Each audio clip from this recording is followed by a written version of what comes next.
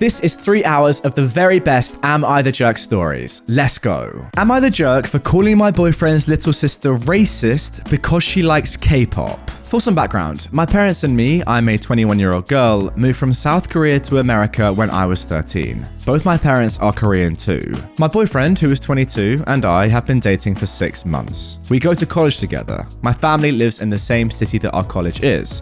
His family, however, lives in another city, so I haven't had a chance to meet them until now. His parents invited us to spend the weekend over at their house so they can meet me. Up until now, I've only spoken a few times to them on the phone, but not with his siblings. He has 3 siblings, an older brother who's 25, and a younger sister who's 13, and brother who is 9. The problem with his sister is that apparently she's a K-pop fan. My boyfriend had already told me this prior to meeting her, and he told me to get ready. I thought that meant that she would ask me to say something in Korean or something like that. It's happened to me before, even from strangers in the street. It's annoying. Well, the first thing she greeted me with was a hello in Korean. I faked a laugh and greeted her too. It wouldn't have been such a deal if that was it, but then she continued calling me Ani and asking me if I called my boyfriend Oppa and such things. She then started asking where I lived when I was in Korea, if I'd met any idols, if I ever tried to be an idol myself, and more. She insisted on sitting next to me, and she was taking photos of me eating because I looked like an idol. Like, what does that even mean?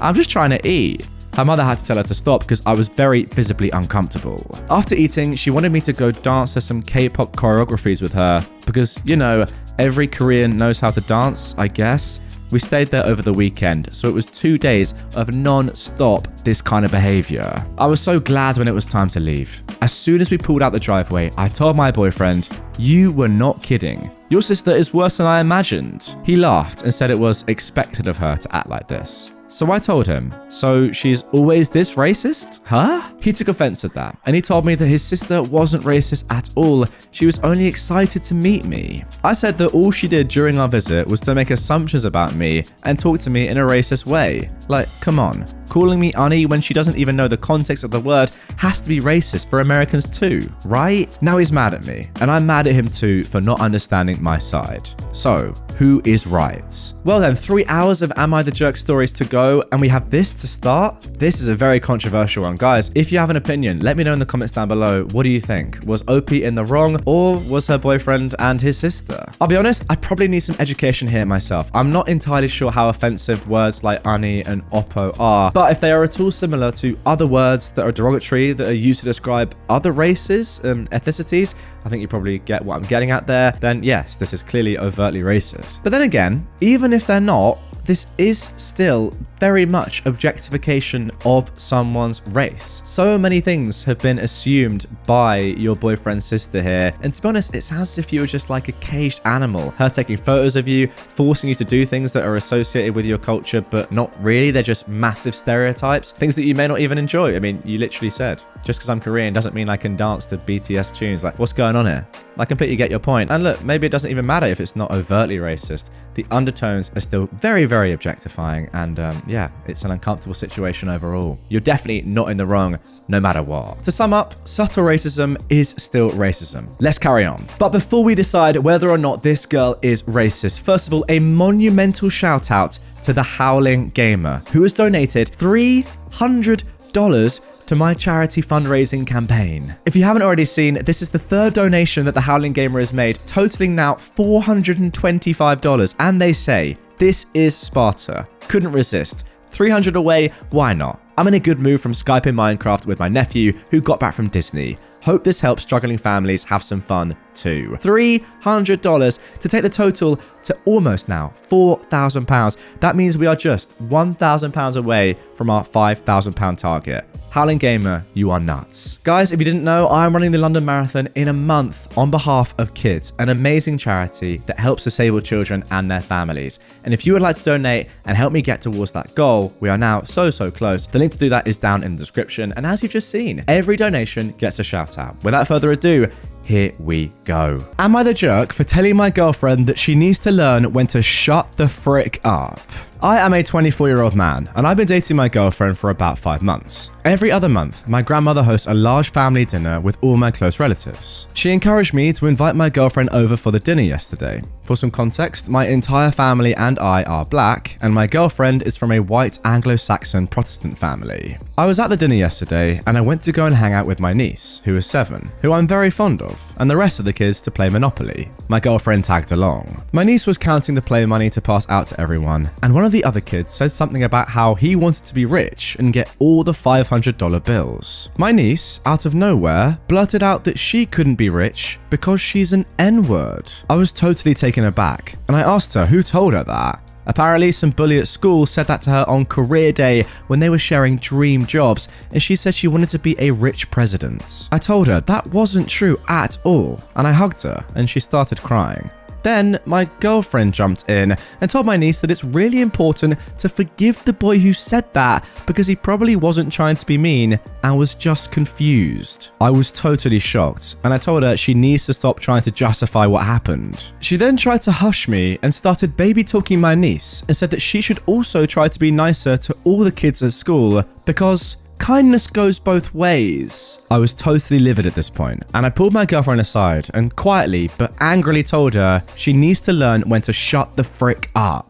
She started getting riled up at me and started rambling about how statistics are on her side. I don't know what the heck she meant. I wasn't really processing what she was saying. But I told her to get out of my grandma's home and just leave already. She drove me here in her car, and I was planning to hitch a ride home with my brother. This morning, I got multiple calls from my girlfriend's sisters calling me an abusive and trashy idiot. I know my words were harsh, but I thought my girlfriend was talking in a disgusting manner to my niece. So, am I the jerk? Okay then, an interesting start to the episode. Now look, don't get me wrong, you could have said this in a more polite way, of course. However, given the circumstances, I think you did the right thing. I mean, you're just right, aren't you? What on earth is she going on about? Someone has literally been racially abused at school, a kid, and you're saying, just be nice to everyone. Pretty much saying that it's their fault for getting bullied. Like, what is that logic? Also, if anything, the fact that you're saying this has happened more than once, not in this exact context, but you know, has happened like this before, maybe she needs a strong reaction. Maybe she needs to be told to just shut the F up so that she'll listen once and for all and stop giving her stupid opinion when it's really not warranted and just not needed. Final question.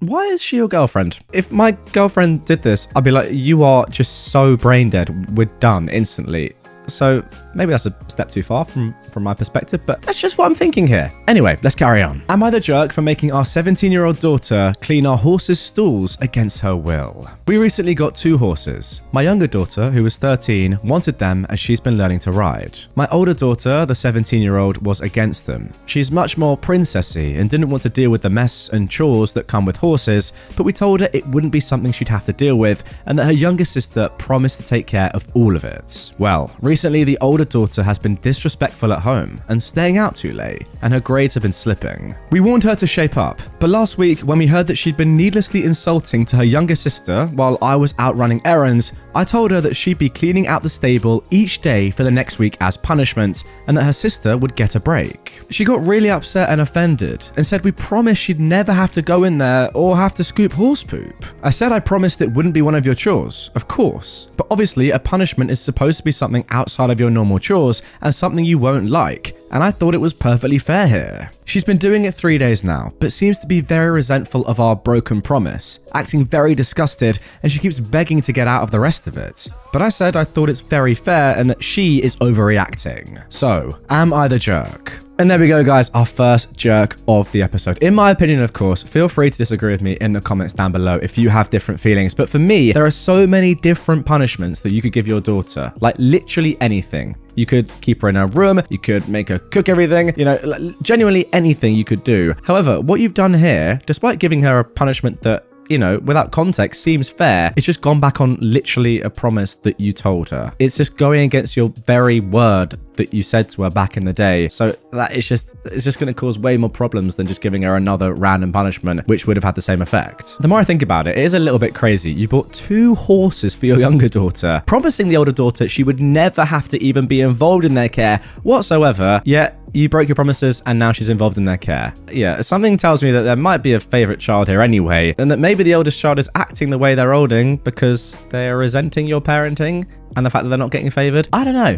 Maybe I'm jumping to conclusions there once again. Let me know if you agree down below. Am I the jerk for moving out when my parents asked me to pay rent? I am a 23-year-old, and I'm the oldest of 5 siblings, a full-time student. I also have a part-time job in my field, but when I complete my degree, my employer will take me on full-time. I make enough from part-time to pay for school and put money aside. My siblings range from 10 to 20 years old. Both of our parents work full-time. I've taken on a lot of the responsibilities for keeping everything running in the house. I do the grocery shopping, the laundry, as well as making suppers and doing meal prep so everyone has lunches ready to take every day. I also get all my siblings to do their part with regards to household chores. For example, my youngest brother is responsible for feeding and walking the dogs, so I make sure that there is dog food in the storage and poop bags on the leash. My dad works very long hours and my mum works 9 to 5 at a hard job. Over Christmas, I had a chance to buy a PS5 for myself, so I did.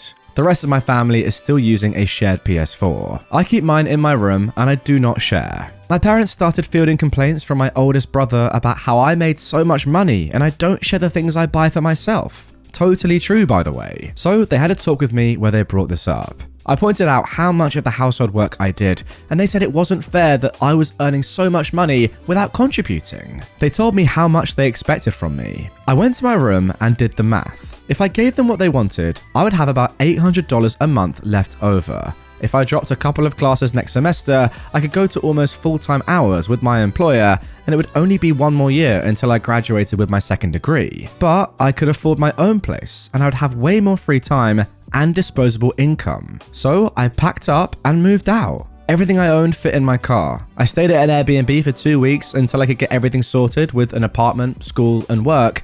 It was great. I'm not gonna lie, I may have gone a little overboard on Tinder. I couldn't have women over to my parents' house. I just moved into my own apartment. I'm staying part-time until I finish this semester. I will work full-time over the summer and go to a lighter class load, and then have higher work hours in the fall. My oldest brother has now been tasked by my parents to do everything I used to do. His chores have been split up with the other 3. They're all fuming at me for moving out. My parents are upset that I left them in the lurch. My siblings are mad that they all have more chores. My oldest brother is especially salty because he has no free time to see his girlfriend and she isn't allowed in the house when my parents aren't home. I'm enjoying my free time. I bought myself a plant from IKEA. I feel bad for screwing them all over, but it didn't make sense for me to do all that work and pay rent on top. Yeah, definitely not the jerk for me. The fact that you left them in the lurch should clearly be a sign to them to show them how much you were contributing. I don't understand. Like, the things you've listed as to you doing in the house, on top of everything else that you're doing, studying, working part-time, how do they not realize how much you were contributing? I don't really get that. Like, this might be a little bit crazy as a statement, but to me it just sounds like they're a bit angry that they lost their slave. You were doing so much stuff, like an insane amount of stuff. Good for you for knowing your worth and saying, you know what, actually, I could probably get a better deal out of this. I am, let me just check, 23. I'm pretty okay with moving out now and having a lot more free time and making a lot more money. Goodbye. Am I the jerk for pulling my daughter from a water park trip because her teacher made her stay with a kid she doesn't like? My daughter, Bryn, who is 9, is going on a trip to a nearby water park with her class next week. She loves water and has been talking about it for months, so I was a bit thrown off when she came home crying a few days ago, telling me she doesn't want to go. I asked her why, and she wouldn't tell me because she thought I'd think she's a bad person. When I finally coaxed it out of her, she said her teacher, Miss N, has forced her to be the buddy of her classmate Ben for the entirety of the trip. She was to ride the bus with Ben to and from the trip, eat lunch with him, and go on all the rides with him instead of spending time with her friends. She then said that nobody likes Ben because he whines whenever they have to do work and picks his nose and wipes boogers everywhere. I was horrified, not only because Mrs. N had made Bryn do such a thing, but also because she'd made her believe she was a bad person for not wanting to. Unfortunately, this wasn't my first experience with Miss N, as she frequently used my soft-spoken, intelligent older daughter as a behavior buffer for the naughty boys, until I threatened to report her to the superintendent. It's clear to me that Miss N is still too comfortable with enforcing archaic gender roles on her kids and forcing girls to do unpaid emotional labor for the sake of the boys. I immediately sent Miss N an email condemning her actions. She sent me back an email with a bunch of BS that basically ended with, if Bryn goes on the trip, she has to be Ben's buddy. Fine. I informed her Bryn wouldn't be attending then. I immediately booked VIP tickets the same day her class was going so she could still go to the park and see her friends. Genius idea. What happened next, I wasn't expecting. Bryn is quite popular, so I've gotten to know a lot of the mums in her class. When I let them know what Miss N did, some of them were so horrified that they also pulled their kids out of the trip. In total, 8 kids out of a class of 20 are either not going or going with us. Today I got an email from Mrs. N saying that because almost half of the class isn't going, they either have to raise the cost for the other students or not go at all. She practically begged me to let Bryn go and tell all the other parents to let their kids go, promising she wouldn't make Bryn do anything she didn't want to do. I told her she should have thought about that before she tried to make my daughter do her job. My husband said that I was being a bit petty and that Miss N clearly feels bad about what she did, and I should let Bryn go as I've already gotten my way. He asked me if I really wanted to deprive my children of what they've been waiting for all year. The thing is, if this wasn't Miss N's first offense, I probably would have agreed, but she has a pattern of this type of behavior, and hopefully this will put a stop to it. Plus, if she has to explain this to her superiors, I have receipts. Is my husband right, or am I justified? Well, as I said while reading there, an absolutely genius plan right there, and I really hope you went through with it. If anything, you should all still go on your own without Miss N and the rest of the students. Yeah, maybe that's a little bit unfair on the rest of the students, I understand, but you're so right. Miss N is literally using your daughter to do her job. It is literally her job to take control of the class and make sure that the boys are behaving well. The fact that she can't do that without using your daughter, and you're right, this is emotional slavery, if anything, is nuts. And she's clearly bad at her job. If anything, it seems to me that the teacher isn't actually feeling that bad about what she did and how she acted and how she used Bryn. She's more worried about the repercussions of not going on the school trip, probably with her superiors, and getting in trouble there, which is just not a very good sign. But hey, well done for sticking up for your daughter though. Am I the jerk for not inviting my unsupportive sister to my wedding? I, a 24-year-old woman, got engaged to Derek, a 30-year-old man, 1 month ago. Prior to that, we'd known each other for 6 months. I know that's not a long time, but when you know, you know. We're madly in love and ready to commit ourselves to each other fully. My sister, though, has a problem with that. She was supportive of my relationship with Derek before we got engaged. When I sent her a text telling her we were engaged, she responded by saying congratulations. But then when I saw her the week after that, she got all serious and said I should strongly consider the marriage. She told me I was young and could meet people I loved more. That was offensive to me because I love Derek more than anything, and she's basically saying my love isn't that important. She also told me that Derek and I could date for longer before we got married. But we're already fully committed to each other, so we might as well get married and be recognized as soulmates in the eyes of the law. Anyway, the conversation was so hurtful to me. I eventually asked her, very directly, do you support me marrying Derek? She said no. So I stood up, told her she shouldn't be at the wedding if she didn't want us to get married, and left. I haven't talked to her since, although she has texted me multiple times asking to talk. Derek and I were working on the wedding guest list yesterday, and we both agreed my sister should not come if she doesn't support us. So we're planning not to invite her. I mentioned this to my friend yesterday, and she pointed out that it may be a little rude of me not to invite her. So, am I the jerk for not inviting my unsupportive sister to my wedding? Yeah, 6 months at the age of 24. I mean, it's just obvious. Like, what are you doing?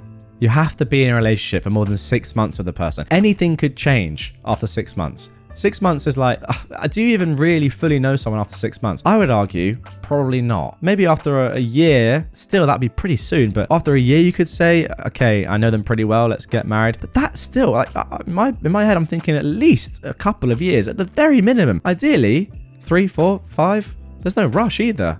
Like, it seems to me that maybe it's the age gap, but you are 24 and Derek is 30. There is literally no need for you to rush, and your sister is completely right. Also, it just seems like she has your best interest at heart. I don't really agree when she says that you could find someone that you love more. That's not a nice thing to say, because who knows, Derek literally could be your soulmate, but saying wait a bit, there's no rush, is completely fair advice, and the way that you've gone about acting with that information is just not very nice. Am I the jerk for telling a girl to stop wasting food? I am a 21-year-old woman, and I usually always sit with the same group of people in my university's dining area. There's this girl who I've talked to a few times, but I'm not really friends with her. She's kind of quiet, But when she finally talks, she seems normal. I've sat across from her a few times and noticed how she was eating because it was weird to me. She eats maybe half of her food. Keep in mind, you control the amount of food. It's cooked by the cafeteria staff buffet style. She could easily take less, and she kind of plays with it with her fork when she's done, aka eating half of it, sometimes even less. I didn't say anything for a while, but a few weeks ago, I had to ask her why she always only ate half her food.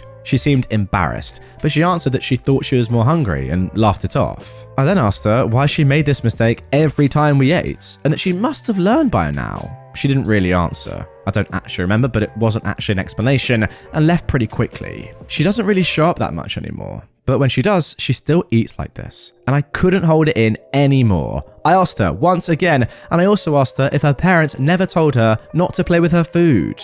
It was a genuine question. Some people are raised in households where manners aren't important, but obviously they are for most people. She got really mad at me and told me to stop commenting on her eating habits and that it was none of my business. I told her that it absolutely was, since she was sitting at our table and obviously wasting food. She told me to go screw myself and left and threw out the rest of her food again. After she left, one of my friends told me to leave her alone, as she seemed like she was having a hard time and maybe she had some sort of issue with food. Yeah, obviously she has an issue with food. She keeps wasting it. She hasn't shown up again. I'm assuming she buys her own food now, which might teach her not to waste it, so that's good. The same friend who told me to leave her alone keeps pestering me to apologize to her, but I think she should apologize to me. She's unnecessarily rude when being asked the most basic and obvious questions. And also, she told me to go and screw myself. That is way more harsh than anything I've ever told her. Keep in mind that I care a lot about food waste and the environment. So, am I the jerk for telling a girl to stop wasting food? This is a tough one. I mean, it's not really. It's just not your business. Ultimately, she could have an eating disorder. She could have anything going on in her life. There's no real need to get at her, especially after the first time. I think asking once, maybe it's a little bit too much anyway, but asking once and just saying, look, do you need to do that? Is probably just about okay. I still wouldn't necessarily advise it. But then going again, and after seeing that, she's not coming in anymore, she might have some problems, whatever it may be, it's just not really your business as much as you care about not wasting food and the environment, which fair enough, I completely get that. Am I the jerk for yelling at my girlfriend to stop freaking eating? I am a 28-year-old man, and my 23-year-old sister runs a bakery business, and she's been struggling lately to keep up with orders because she's been short-staffed. She does a lot of orders for wedding cakes that require custard or marmalade fillings, and I offered to help her out by making these fillings at home and bringing them to her so she has less work to do. Unfortunately, the past 4 times I've made these fillings, my girlfriend has literally dipped her fingers into the filling jars and contaminated them. Because, in her words, she just wanted to try some. I've tried explaining to her that she can't dip her fingers in and contaminate the entire batch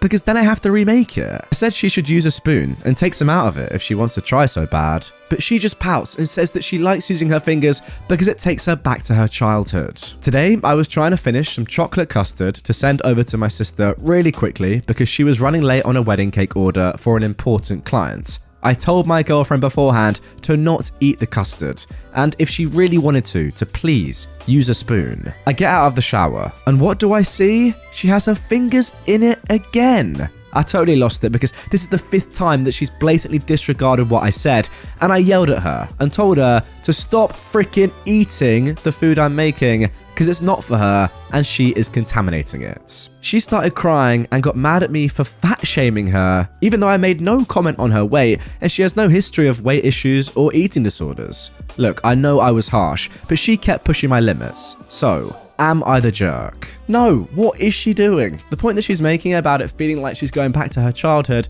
okay, sure, but we did a lot of things when we were children that you're not allowed to do as adults. For example, peeing on the floor.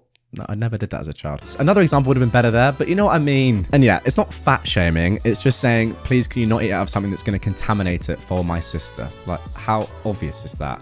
What a weird woman. Am I the jerk for demanding my girlfriend tells me her author's pen name? I am a 32-year-old man, and I've been dating Siobhan, who is also 32, for 6 months now. She's always been very vague about what she does for a living.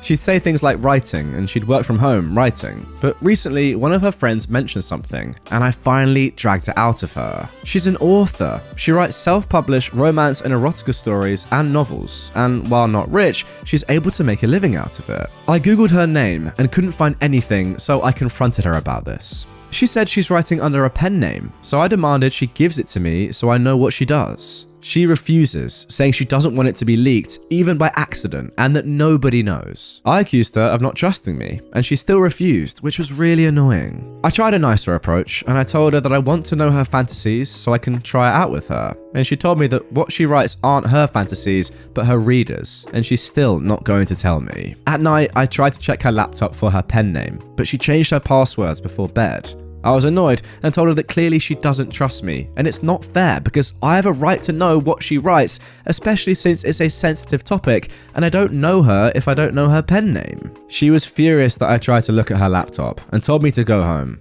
Before leaving, I told her when she calls to apologize, I expect to get her pen name with the apology. She called me a jerk on my way out. I thought she'd call by now, but she hasn't. My sister told me that I was the jerk and that I should apologize, but I just don't see it or the need to. Second opinion then, was I the jerk? And this is why she probably has a pen name in the first place, to avoid annoying harassment from people like you. I will say though, it is a little bit strange that you don't know or didn't know what she did for work for 6 months of dating. Like, that is odd. Normally that's something you establish pretty much instantly, at least on a first date. I mean, that's been my experience. Who knows? Maybe I'm getting it all wrong, guys. Who knows? Maybe I have to just wait for 6 months and then ask them. However, the fact of the matter is you are being very controlling. It's not up to you to know. Yeah, I agree with you. Like, you probably should know given that you're her boyfriend, but still, it's not up for you to know. It's up for her entirely to tell you when she wants, or never at all. So unfortunately, yeah, you are being the jerk. Your sister is correct. Am I the jerk for asking my parents for their entire estate if they want me to be my sister's guardian? I am a 23-year-old woman, and I've been told my entire life that if anything happens to my parents, I will be my sister's guardian. She is 33 and has some disabilities. She's currently living in a group home. The government pays for a good portion of the cost, but not all. My parents have made sure that they have accessed every resource available for her to make sure she has as good a life as she can. We were visiting her last weekend when they brought it up again. Now, my parents are both reasonably healthy, but they both have had health scares in the last couple of years. They once again said that I would be her guardian. I've been giving this a fair bit of thought. I have 2 older brothers. They're both married and established in their careers. They would be better choices than I. I want to go and see the world. I'm lucky enough that my job can be done from anywhere that I can access the internet. When we went to sort dinner, I brought it up and said that I had 3 ideas. 1, they make all 3 of us her guardians so that we can split the responsibilities and duties. 2, they leave their entire estate to my sister in a trust that will oversee her care. And 3, they leave me the entire estate with the proviso that I become her sole guardian and take full responsibility, minus sentimental stuff for the rest of my family, obviously. I thought that was fair, since it's not like they're rich and their estate will mostly consist of their house and the insurance policies they took out when they realised the long-term cost of care for my sister. But they said that I'm trying to shirk my responsibility to my sister and that I'm greedy for trying to get everything. I had one last suggestion and they really hated it. I said that they were welcome to cut me completely out of their will, but that had to include guardianship of my sister. They could leave everything to her and my brothers, but that meant that I would be completely free of responsibility for her care. My dad got really angry and my mum was crying when I left. My brothers both called me to say I was being a jerk, springing this on my parents, and that I was being greedy, trying to keep them and their families from getting anything when our parents pass away. I asked both of them if they wanted 100% responsibility for our sister in return for the entire estate. I volunteered to sign away everything to them. Neither one of them took me up on the offer. Interesting one here. I'm not entirely sure what's going on, why you're the one that's being singled out over your brothers, why they continue to keep telling you every time they see you, it seems, by the way, you are going to be the one that is going to be their guardian when we die, her guardian, your sister's guardian when we die. It's a bit morbid, isn't it? Like, if they're in good health, yeah, they had health scares, fair enough, but if they're overall in good health, and the fact is, You're 23, you have a sister who's 33. They can't be that old, right? I mean, the oldest they can possibly be, as in both of them, would be maybe in their 70s. But even that's not too old by the current standards of age. I don't know. It is a weird one. Comment down below. What do you think's really going on here? I've got no idea, clearly. Maybe it's a sexist thing. That's what some of the comments are saying. It's pretty obvious. Your brothers are like, oh, what are you doing? That's so bad. Do you not care? Okay, you do it then. Oh, no. We actually don't want to do it. There you go. It's as simple as that. Maybe it is sexism. I don't know. One thing's for sure, you're not the jerk. Am I the jerk for screaming at my pregnant fiance for not helping me find my dog who had run off? My fiance, who is a 28-year-old woman, is currently 5 months pregnant and has been both fatigued and nauseous lately.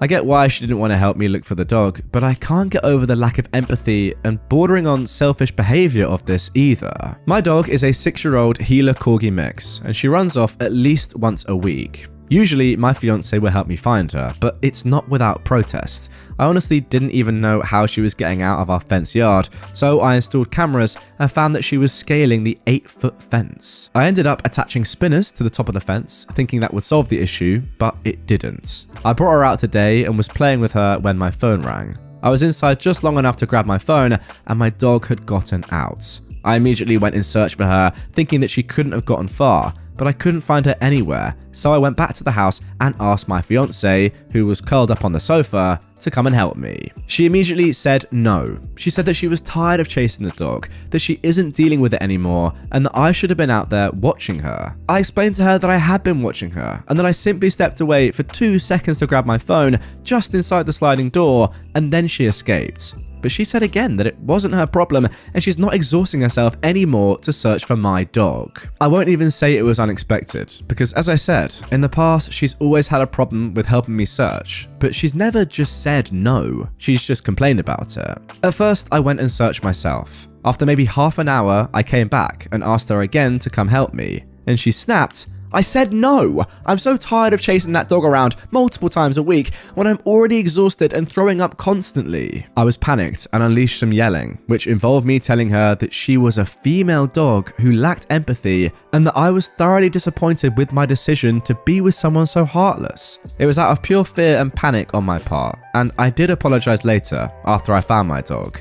But she said, go freak yourself, and she won't talk to me. So am I the jerk? Everyone is on my side except my sister, who says that I'm a freaking idiot because it's not my pregnant fiance's responsibility to chase around your freaking mutts. And she said that she would have left immediately if her boyfriend ever said what I did to my fiance. Oof, we have another jerk? Guys and girls, by a clear mile. I'm sorry, like the fact is she's helped you out so many times before. Now she's in a terrible spot with her own health. She's not going to want to jump up and help you, is she? I say terrible spot, she's pregnant, but you know what I mean, like she's nauseous, she feels ill. She's not going to want to keep doing this every other day, it seems like, running around after your dog that you just can't keep within the confines of your own home. Now, if anything, it's on you to train your dog. I'm sorry. If they keep escaping, you're not doing enough. And ultimately, that's unfair on the dog as well, because it can't be that fun for the dog to keep escaping and then being worried about where they are, and you've got to go and keep chasing it. It escapes after 2 seconds of you going inside. That's just a training thing, right? If a dog is well trained and you leave them alone for 2 seconds, they're not going to look to jump over the fence. Yeah, you need to train your dog and let your pregnant fiance rest. Am I the jerk for not cancelling my plans after my boyfriend learned about his diagnosis? I am a 25-year-old woman and I work in event planning, so I always get invites or tickets to go to high-end events. There was a huge event coming up that I was really excited to go to. I asked my boyfriend, who is 27, 3 days before the event to accompany me, and he said yes. So originally, the plan was my boyfriend, my stepsister, and myself. On the day of the event, he said he had a doctor's appointment, so he isn't sure if he could still attend. I said no problem, and I waited for him to return home. A couple of hours later, he texted me and said he has something to tell me. I got worried and called him immediately. I asked him if everything was okay, and he said he was diagnosed with anemia, so will have to take supplements. I expressed how sorry I was and spoke to him for about 2 hours. Gave him pep talks, told him I'm here if he needs me, reassured him that I will always love him, etc. I then asked if he would still like to attend the event with me to take his mind off of things, to which he responded that he doesn't like the artist performing, so he'd rather go to another event. I said, no problem, I'll go with my stepsister alone.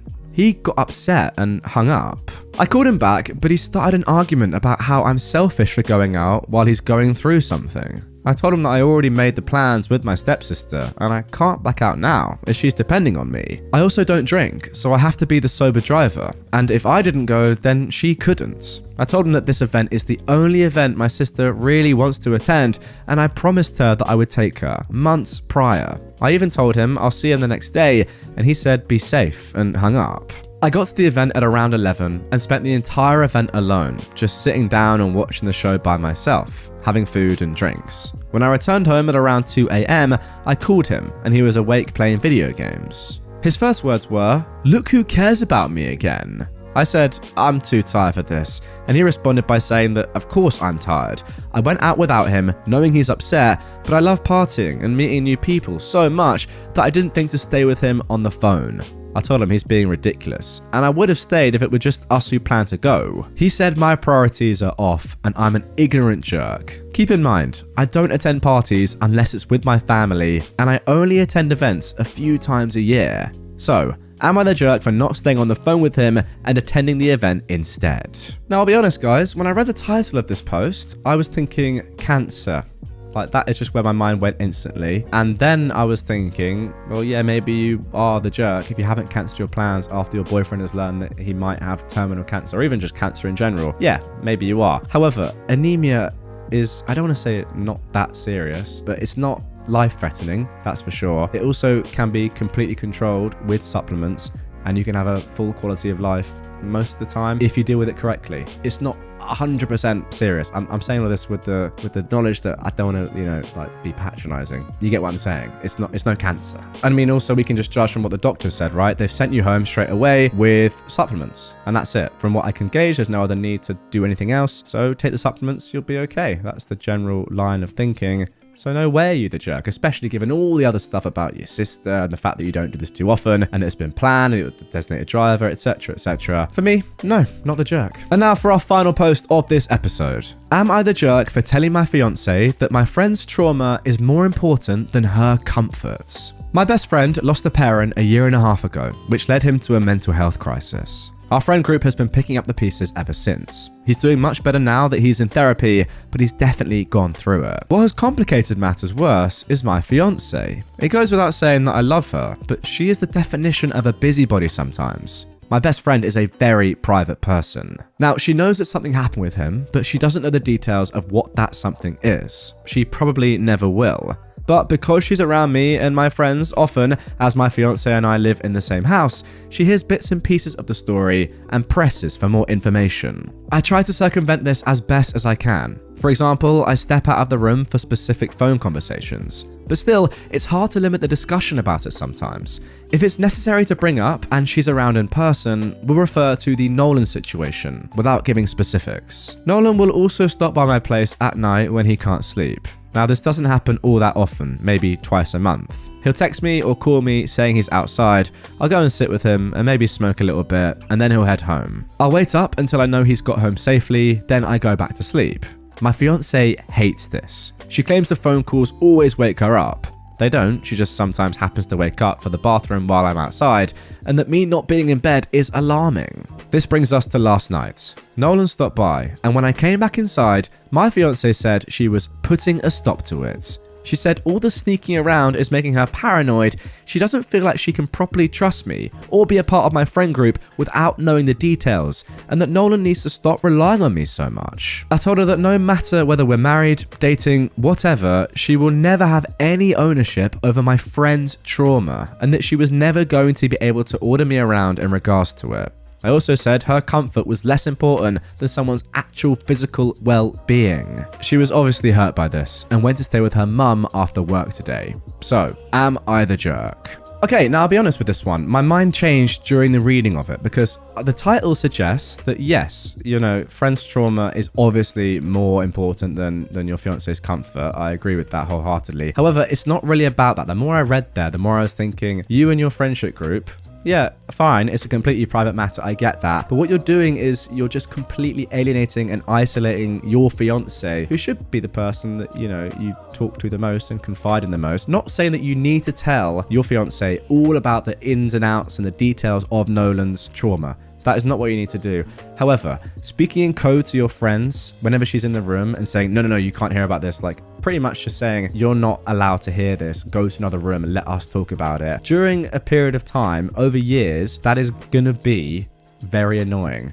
And therefore, I understand why she's like, you know what, I'm done with this. It's not even about the fact that it's waking her up in the middle of the night and the sneaking around sort of stuff. It is just what she's saying there. How can she properly trust you and your friendship group when she has no idea what's really going on and none of you even want to speak to her about it at all, even give her any sort of inclination? That's kind of what I'm thinking there. I don't know about that one though. It is a little bit of a dubious one, but I quite like ending these episodes on dubious ones because then you lot can get in the comments and tell me right from wrong. Please do. There's one thing that I was gonna mention, but I wasn't really sure about, but I will anyway, is the fact that Nolan, I don't know if it's too harsh to say. It kind of feels like Nolan is now using this trauma slightly as some form of emotional leverage, like showing up to your apartment twice a month and just like staying over. Look, you're a great friend for letting him do that, but I feel like, you know, it's been a year and a half now. At some point, that's going to get a bit weird for the fiance, so fair enough. I don't know. That is a contentious one. Comment down below, guys. I don't want to offend, so I'm going to leave it there. But look, you lot let me know. Am I the jerk for removing my daughter's bedroom door because she won't stop slamming it? I am a 40-year-old woman and I have 3 kids. Maggie, who is 14, Levi, who is 12, and Charlie, who is 10. Levi and Charlie share a bedroom and Maggie has her own room as the oldest and also only girl. Maggie is a great kid. She does her homework, helps with chores without too much complaints, and doesn't bug her brothers too much. The issue is that she will not stop slamming her bedroom door. When she gets up to use the bathroom at night, she slams her bedroom door on her way out and back in. When she gets up in the morning or goes to bed at night, she slams it. Pretty much any time she enters or exits her room, the door gets slammed.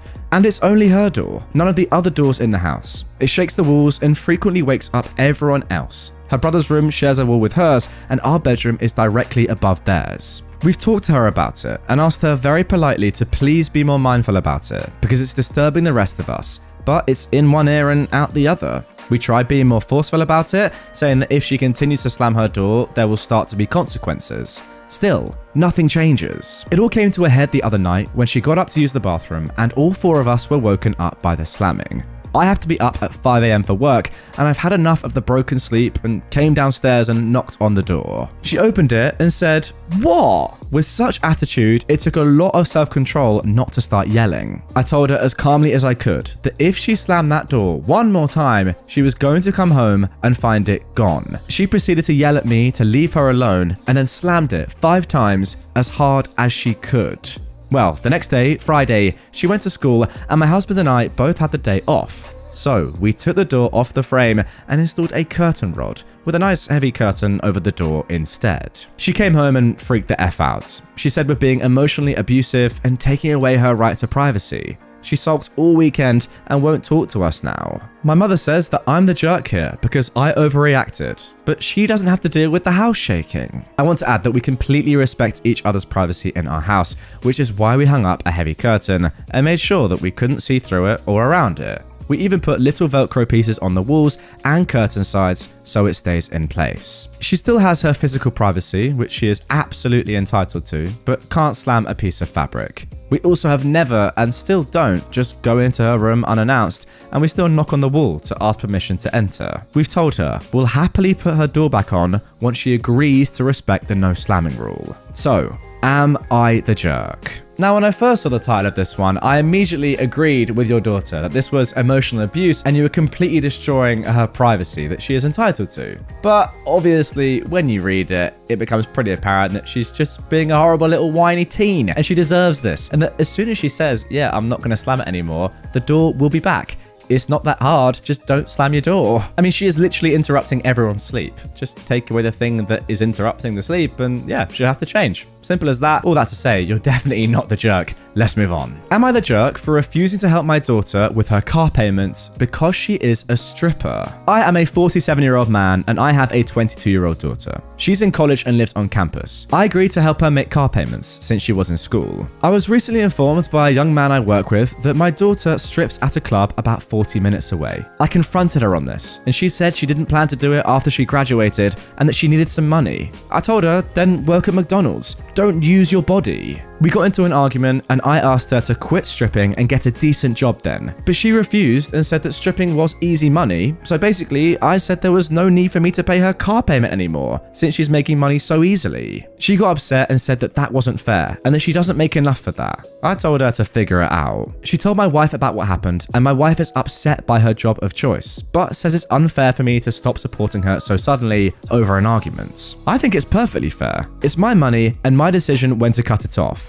So, okay, interesting one here. It's one thing not being happy with the line of work that your daughter has chosen to pursue. I completely understand that. Look, as a parent, I think that you should, in theory, I mean, I'm not one, so I don't know how hard it is, but I think that in theory, you should let your child do what they want to in terms of their life, as long as it's all legal. However, I'll put my hands up. I get it. It's not the ideal job for your daughter to have. Yes, fine. Have your own annoyances about that. But when you're immediately, therefore, deciding to take away support from her that you've given her for a while and that you don't know how she's going to react when you just suddenly take it away, I think you're being the jerk there, no matter what she does for work. The fact of the matter is that you agreed to help her make car payments as she is in school, and now you've gone against your word for a condition that you hadn't aforementioned. That's on you. However, I will say that the biggest jerk of all in this instance is your co-worker, a young man you work with who told you that your daughter strips at a club. Like, what sort of guy, first of all,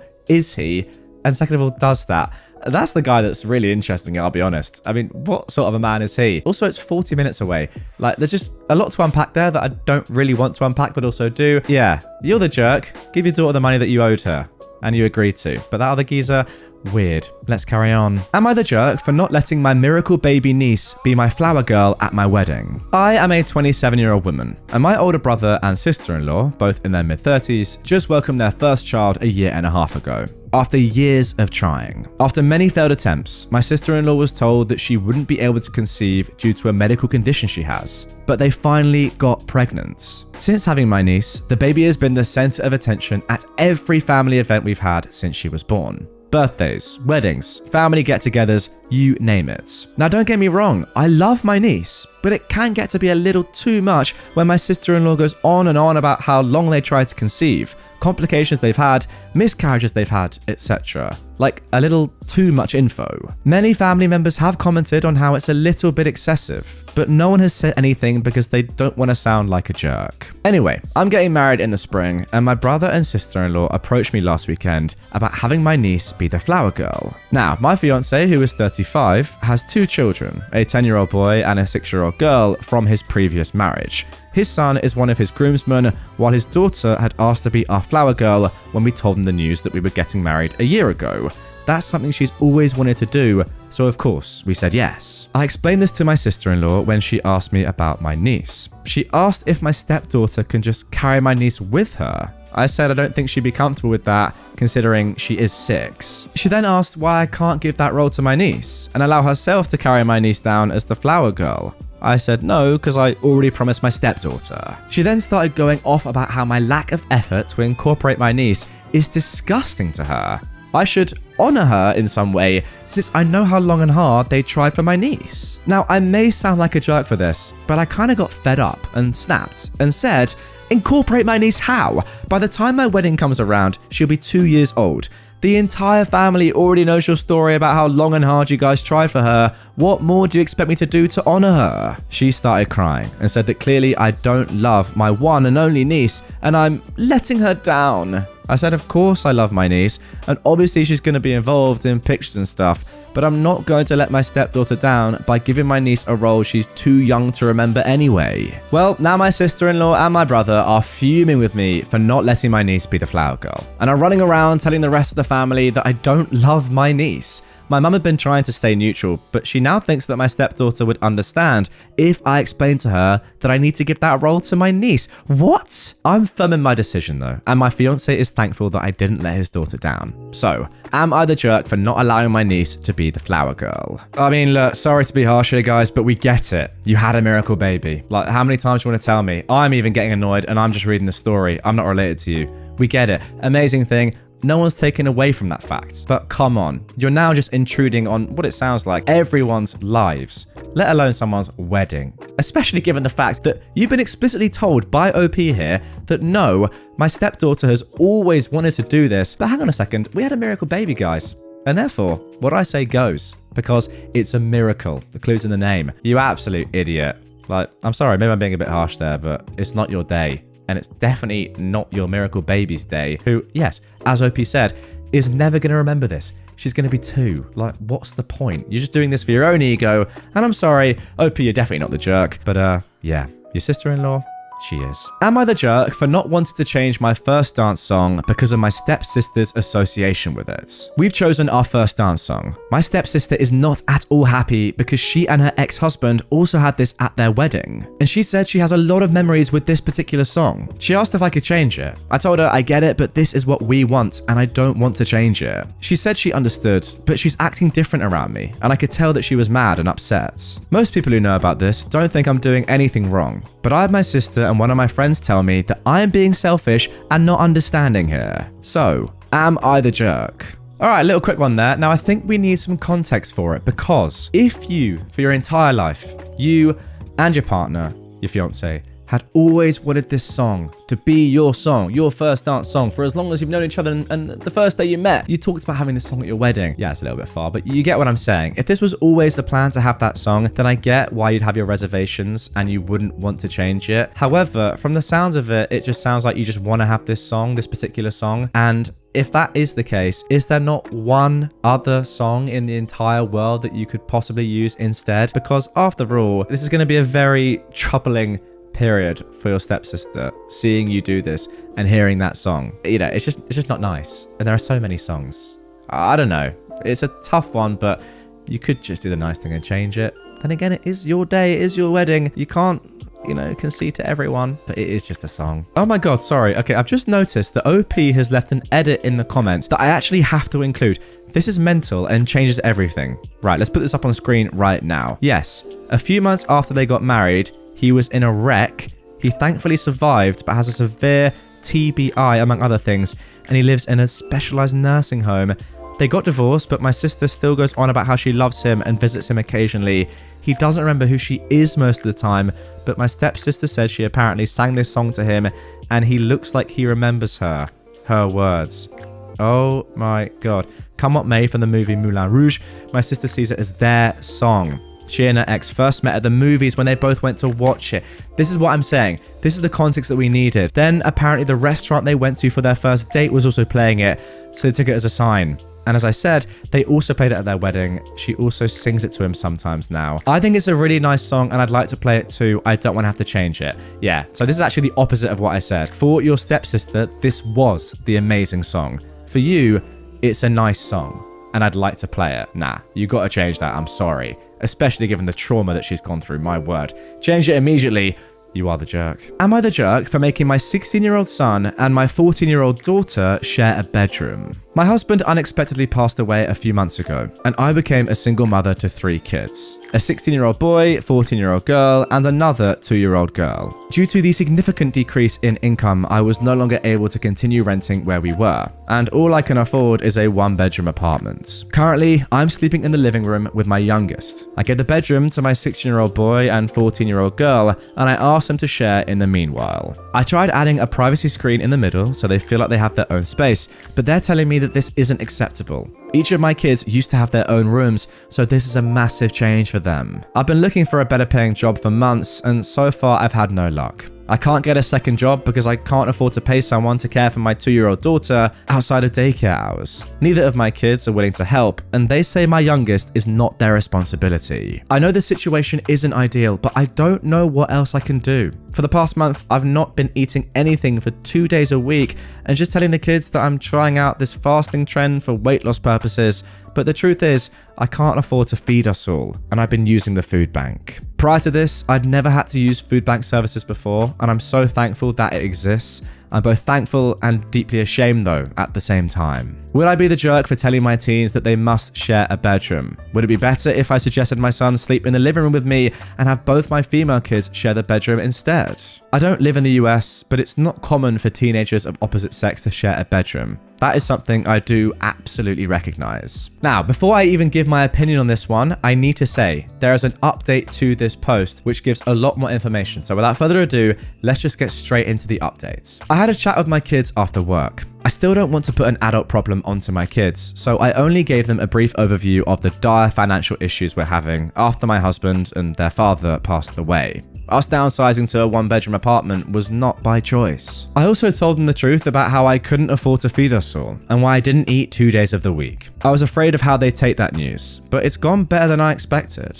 My kids will be coming with me to the food bank for the next trip to help out. In terms of the rooming situation, both my older kids agreed that they did not want to share a room with my youngest, the 2-year-old, because she frequently wakes up at night and also has accidents. They also don't want to share with me because I get up much earlier than them to work and it would disrupt their sleep. They'd rather share the room with each other while I continue to sleep in the living room with my youngest. They both told me that their friends were saying that no kid should ever have to watch their sibling because they didn't create them. They've been told by their friends that it's parentification to be asked to babysit for even an hour, and it's never okay in any circumstance. That was why they kept calling me a jerk when I asked if they could help with childcare so I could get a second job. But now that they know how bad the situation is, my son said he wants to find a part-time job to help contribute. My daughter apologized and said it wasn't that she hated me or her sister. Both my son and daughter said they are willing to help take care of the youngest so that I can get a second job.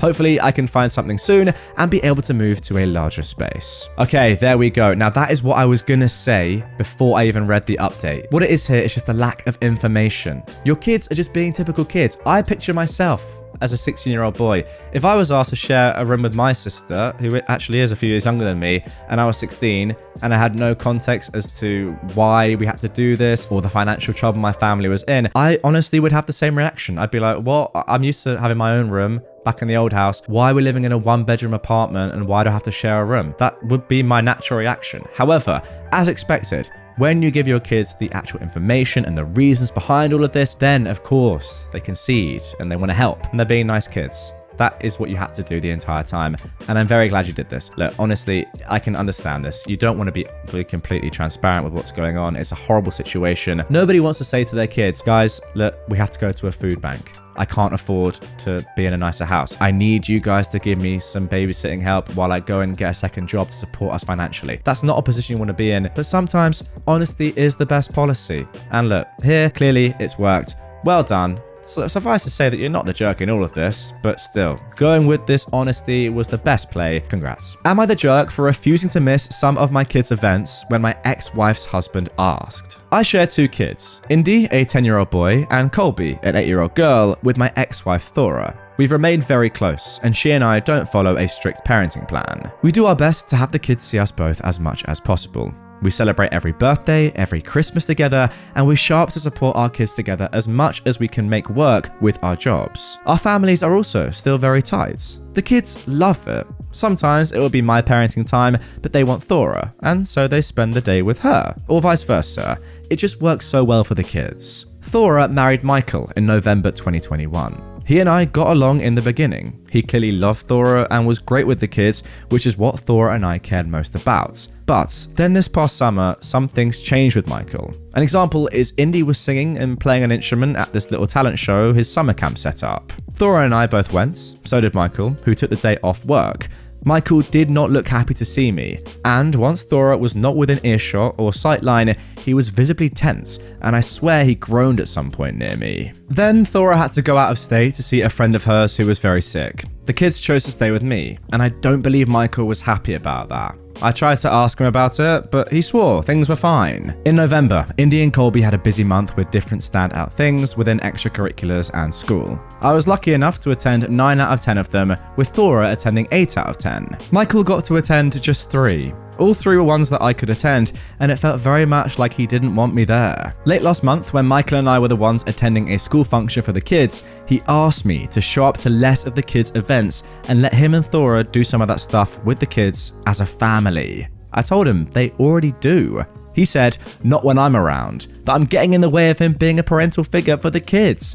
I told him he was a parental figure and the kids love him. He said they'll never consider us equal until they see him instead of me at some of these events. He said it's important for the more stable family unit of 4. I told him I was not willing to miss the kids' events. He did not take it well, and he accused me of interfering and alienating their chances of a family unit. He texted me after the event with things he wanted me to miss, including Indy's elementary school graduation in May.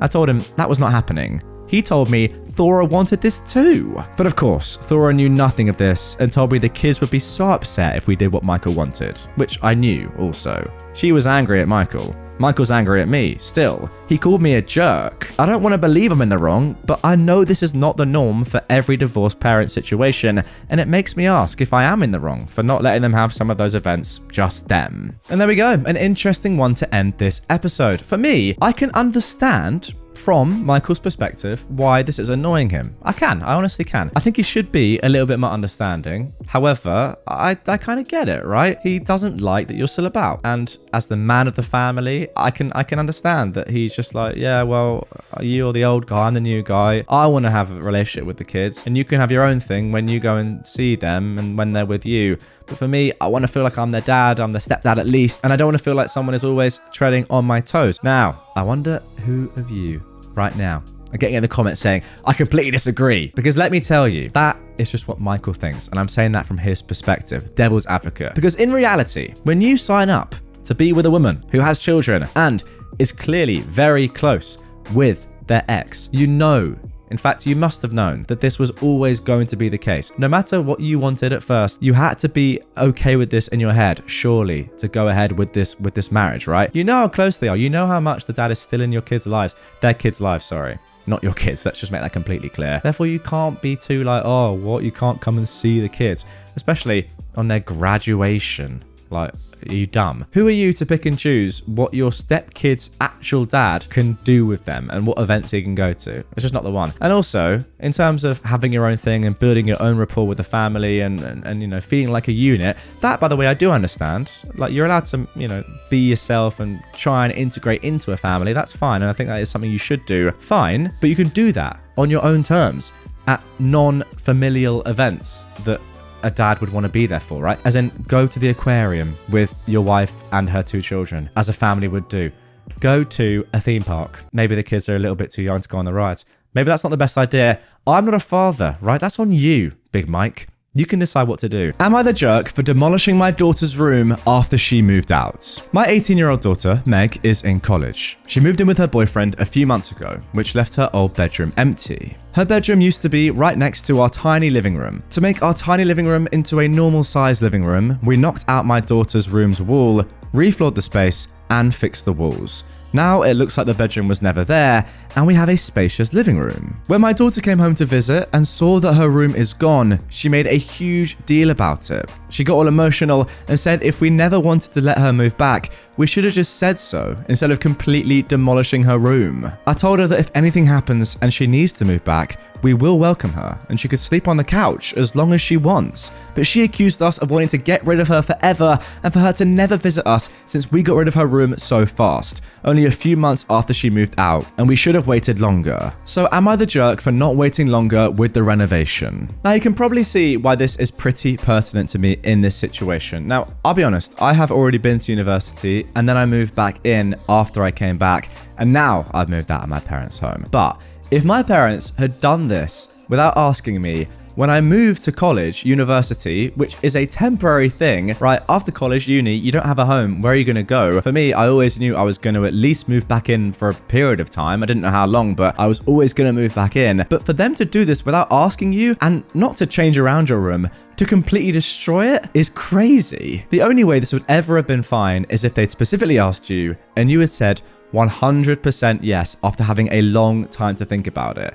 Not a couple of months, a significant amount of time, because now if you ever want to move back in, you're done. And the fact that they didn't even ask you in the first place is nuts. So for a bit of context with me, now that I have properly moved out, I've said to my family and they've said, we're going to do it up, you know, change it, because I had like a black wall and black shelves and black curtains that they don't really want. It's not the most welcoming thing, I'd argue. fair enough. And they're saying, yeah, we're going to change it up, going to redecorate it because it needs to be redecorated anyway. And I don't live there permanently anymore. And I do have an official permanent new flat. So that's completely fine. And also, it will still kind of be my room. Like, if I want to go back and sleep there at any time, yeah, the colors might be different, but it's still my room. Whereas in this spot, you have no room anymore. Your room is now a bigger living room. Yeah, fair enough. Maybe it benefits the entire house. But to go through all of that without talking to your daughter about it is mental. Am I the jerk for suing my parents for my college money? My great aunt set up savings accounts for all of her female relatives. In our culture, education for women is not really valued, and she thought that that was BS. She lived with her father in London where she was educated. She went on to attend university and became a doctor. She married a British man. They moved to America and had a great life. She funded the education of as many of her nieces and grandnieces as she could.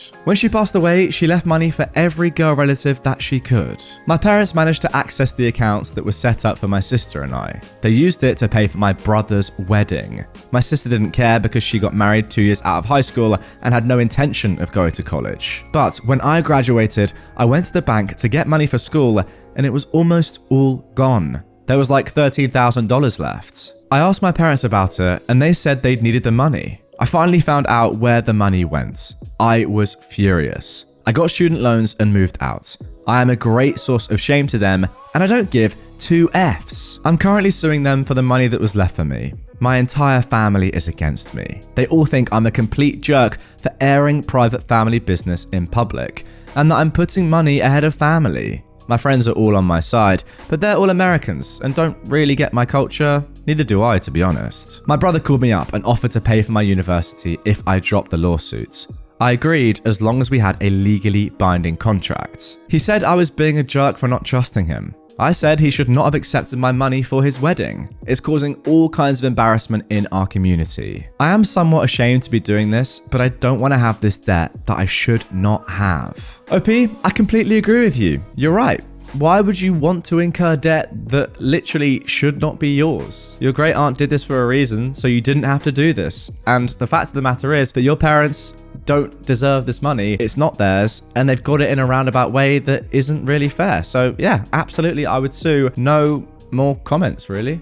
You're definitely not the jerk, and they definitely are. The only problems you might have are the legalities of it all, and I can't really comment on that too much as I don't really know, but you definitely have to go through the process and see where you end up. Ultimately, that is your money and you need to get it. Am I the jerk for calling my sister stupid and her husband trashy parents from the start because of what they want to name their kid? Okay, so just a little context because this topic is incredibly touchy for me. I am a man who was given a woman's name at birth. A good example is naming your son Alice. It's not what my name was, but it's close. My parents are hippies and gave their oldest son a girl's name to stick it to the man, and I will never forgive them for it. That name caused me to be bullied and damaged my professional life in ways I cannot describe. My sister is pregnant with her first child, a girl. She and her husband are ecstatic. It just sucks that she inherited my parents' stupid propensity to see their children as fashion statements. Last night, she revealed to the family the name of her daughter. It's Crystal. Now guys, this is spelt KRXSTXL. She wants to name her daughter KRXSTXL. Confused, the name is pronounced Crystal. I already don't like the name, but it's at least appropriate. I was not surprised to learn that my mum helped come up with the name. When she told me, I told her it was a terrible idea. If she wants to name her Crystal, spelt properly. She tried to explain to me why the X's are there, and I just told her it does not matter. She's naming a human, not a dog. I don't care what kind of fashion statement she's trying to make. This is a person who will have to live with that name until they die or have it changed. She and my mum brushed me off as just complaining because I was never able to accept my name. I told my sister that she was being either selfish, stupid, or an incredibly strong combination of the two if she thinks her daughter will want a stupid name like KRXSTXL. We got into an argument and I told her I already see her and her husband as trashy parents for using their kid to be off-brand with her name, and then I left right after. My sister is not taking it well at all, and my mum is furious with with me. I'm starting to wonder if I was too harsh. I won't change my opinion on that incredibly stupid name, but I'm wondering if branding her as a trashy parent was too far. I mean, let's be honest with each other, guys. Parenting begins when you decide on your child's name. That is a massive, massive factor. Imagine being a guy and being called Alice like OP. I mean, come on. That is criminal.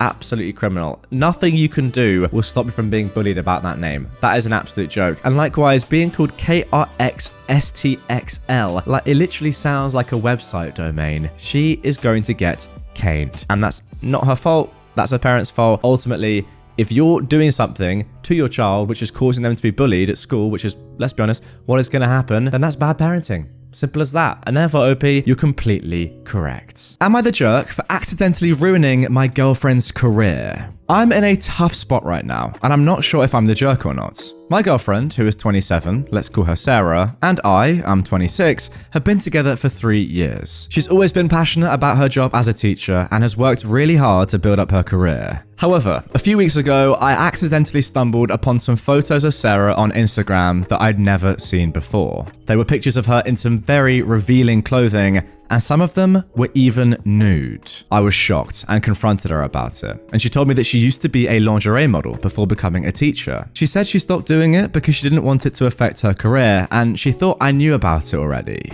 I didn't know how to react at first, but eventually I told a few of my friends about it. One of my friends is a gossip and ended up telling someone who works at the school where Sarah teaches.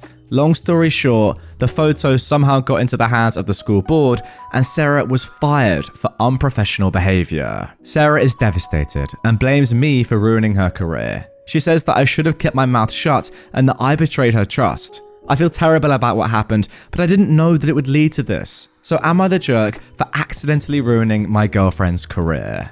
Yeah, obviously. Why is that even a question? Why are you telling people about these Instagram photos? You've been told this in confidence. Look, I will concede that she should have done everything she can to try and take them down if she thought that this was ever going to compromise her career, which realistically it clearly was going to at some point, or would have done if it was leaked. But you're the one that's leaked them to your friends. What are you doing? Like, put yourself in that spot. I put myself in that spot right now, to be fair. If my girlfriend or wife or partner revealed to me that she had uncompromising photos on the internet that were gonna potentially ruin her career, I wouldn't say to my mates, oh, by the way, look at these cool photos of my girlfriend. Like, are you dumb? They're nudes. Yeah, not ideal them being there in the first place, but still, why tell people? Obviously, you're the jerk. Am I the jerk for selling the house my brother and his family live in? A few years ago, my brother needed help. I let him move into one of my rental properties, and we did it all legally. Lease agreement and everything. Because I was renting to him at a break-even point, we agreed that he was responsible for all the maintenance of the house and yard. Well, he has 4 kids, and the hot water tank isn't enough for his family, and he wants a new one. I told him to go ahead. He then proceeded to take the cost of the hot water tank and installation off of that month's rent. I reminded him of our agreements. He said he wasn't making improvements to my property for free. I said that the old hot water tank was fine and he made the decision to replace it. Big argument, and I didn't want to fight, so I said that he wasn't allowed to make any further changes to the house without my explicit agreement. So he stopped doing maintenance as a protest. The house itself is not pretty, but it is solid. It's old and the wiring in it was not meant for all the modern electronics we have. He wanted to add a new breaker box and run more outlets. I said, no thanks. I cannot afford that since I'm not making any money on the house. He started complaining about it and the rent started getting paid late. I tried talking to him, but he said that he had to buy some stuff for the house and he was low on cash. So I sold the house. While the house itself isn't great, it is in an older part of the city, and the property itself is 1/4 of an acre. Every time a house sells in the neighborhood, it is snapped up by developers and turned into multi-family units. Or one guy built a McMansion on his land. I know a lot of the developers, and I didn't even need to list the house to have it sold in less than a week. My brother found out when he was served with an eviction notice. He called me to ask, what the frick? So I told him that the house was causing me headaches and I had an opportunity to make some money and I took it. He said I should have offered him a chance to buy it. I said that he was having trouble making rent. How is he going to qualify for a mortgage? He said I'm a jerk and that he has the money. He was waiting to make me an offer. I asked him if he had money, why was he late on his rent? He started bad-mouthing me to all our family. A few of them took his side and tried to say I was being a jerk, so I offered all of them a chance to clear his debt to me if they wanted to share their opinion. None of them took me up on the offer. My parents are on my side, and they said I shouldn't have rented to him in the first place. I feel bad for my sister-in-law and the kids, but I'm not going to spend the rest of my life subsidizing his. You know what? I don't think you're in the wrong here at all, because although this is your brother and his family, the fact of the matter is that it's your house. You can do whatever you want with it, just full stop. Yes, that gives you license to be mean, but you haven't been mean here. You've given your brother and his fam the benefit of the doubt. You give them lots of chances to pay rent. You know, they've been late for a while. They're doing things that you've asked them not to do. They're taking money off the rent, etc., etc. At what stage do you just say, you know what? No, that's enough. Like, you clearly are not good tenants. I'm done with this. I'm going to sell the gaff and take the money. And that's what you did. And I think, unfortunately, for your brother's family, that is completely fair. You've actually explicitly said in this as well that you're not making any money out of this. Therefore, I presume that you've rented to him at a pretty cheap price, maybe a family price, given that he is your brother. So it sounds to me as if you're doing him a favor in the first place. And you do seem quite accommodating as a landlord. But yeah, he's clearly just taking the mick. Get him gone. Am I the jerk for having a dry wedding and serving only water for drinks? Okay, so basically, my husband and I are getting married later this year. Each of our sides of the family are fairly big. It will be around 100 to 150 people total.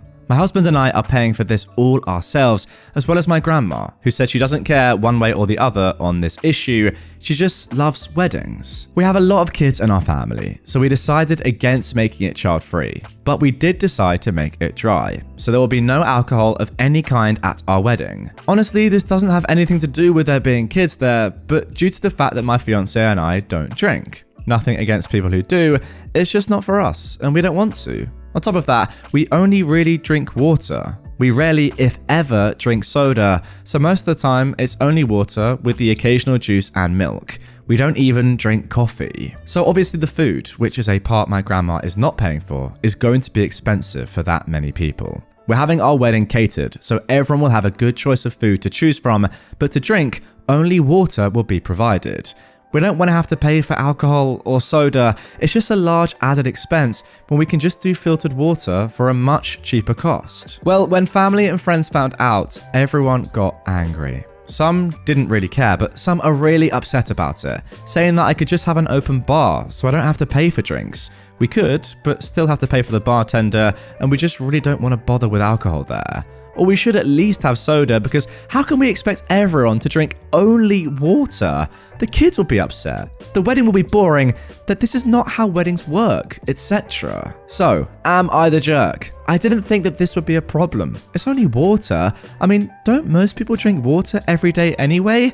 Should we pay the extra to have soda to make the family happy? Okay, let's get one thing completely straight. There is no doubt in my mind that you do not have to serve alcohol at your wedding if you don't want to. For any reason. You don't have to accommodate people. It's your decision if you want to serve alcohol or not. And I completely back it. Look, I would argue that it's fun to have alcohol at a wedding, but if the bride and groom don't want alcohol there, that's tough. And you got to accept that. What I can't accept though is there only being water. That is where I think you are the jerk, because no, most people don't drink water every day. I mean, a lot of people do, of course, but not most people. To force everyone there to drink just water is harsh. It's meant to be fun, right? Fun, to me, is having more options on a menu than just filtered water. Yeah, chuck some juices in there. Chuck some soda in there. I mean, if I'm a kid going to a wedding and there's only water, not gonna lie, I'm throwing hands. I am throwing hands. I'm fuming. I'm gonna put some real pressure on the groom to get me a Diet Coke immediately, because that is an absolute farce. So yeah, as I say, nothing wrong with not serving alcohol. That's your decision. Only serving water? Nah. That is very controlling. And again, as someone sensible mentioned, just make it a bar that you have to pay for. You don't have to pay for it yourself. And how much is a bartender for a few hours? I mean, come on. Compared to the cost of an entire wedding, that is not expensive. Do the right thing. Give the people the drinks they want. Am I the jerk for asking my girlfriend to watch my favorite movies with me? Last weekend was my 28th birthday. My girlfriend, who is 25, had asked what I wanted to do, and I said I wanted to watch my favorite movie trilogy, Lord of the Rings. I don't think my girlfriend was thrilled, but she didn't say anything and agreed. She has seen them before, and I don't think she really likes them very much, but she knows I love them, so she doesn't really say anything, besides they aren't really her thing. But I really wanted to make a date of watching them, and I went over to her house because she has a really big, comfortable couch. About 10 minutes into the first movie, and I look over and she is browsing on her phone. I was a little miffed, but didn't say anything. She basically scrolled through her phone the entire movie. When we started the second movie, she opened a bottle of wine and proceeded to drink the whole thing while still sitting on her phone.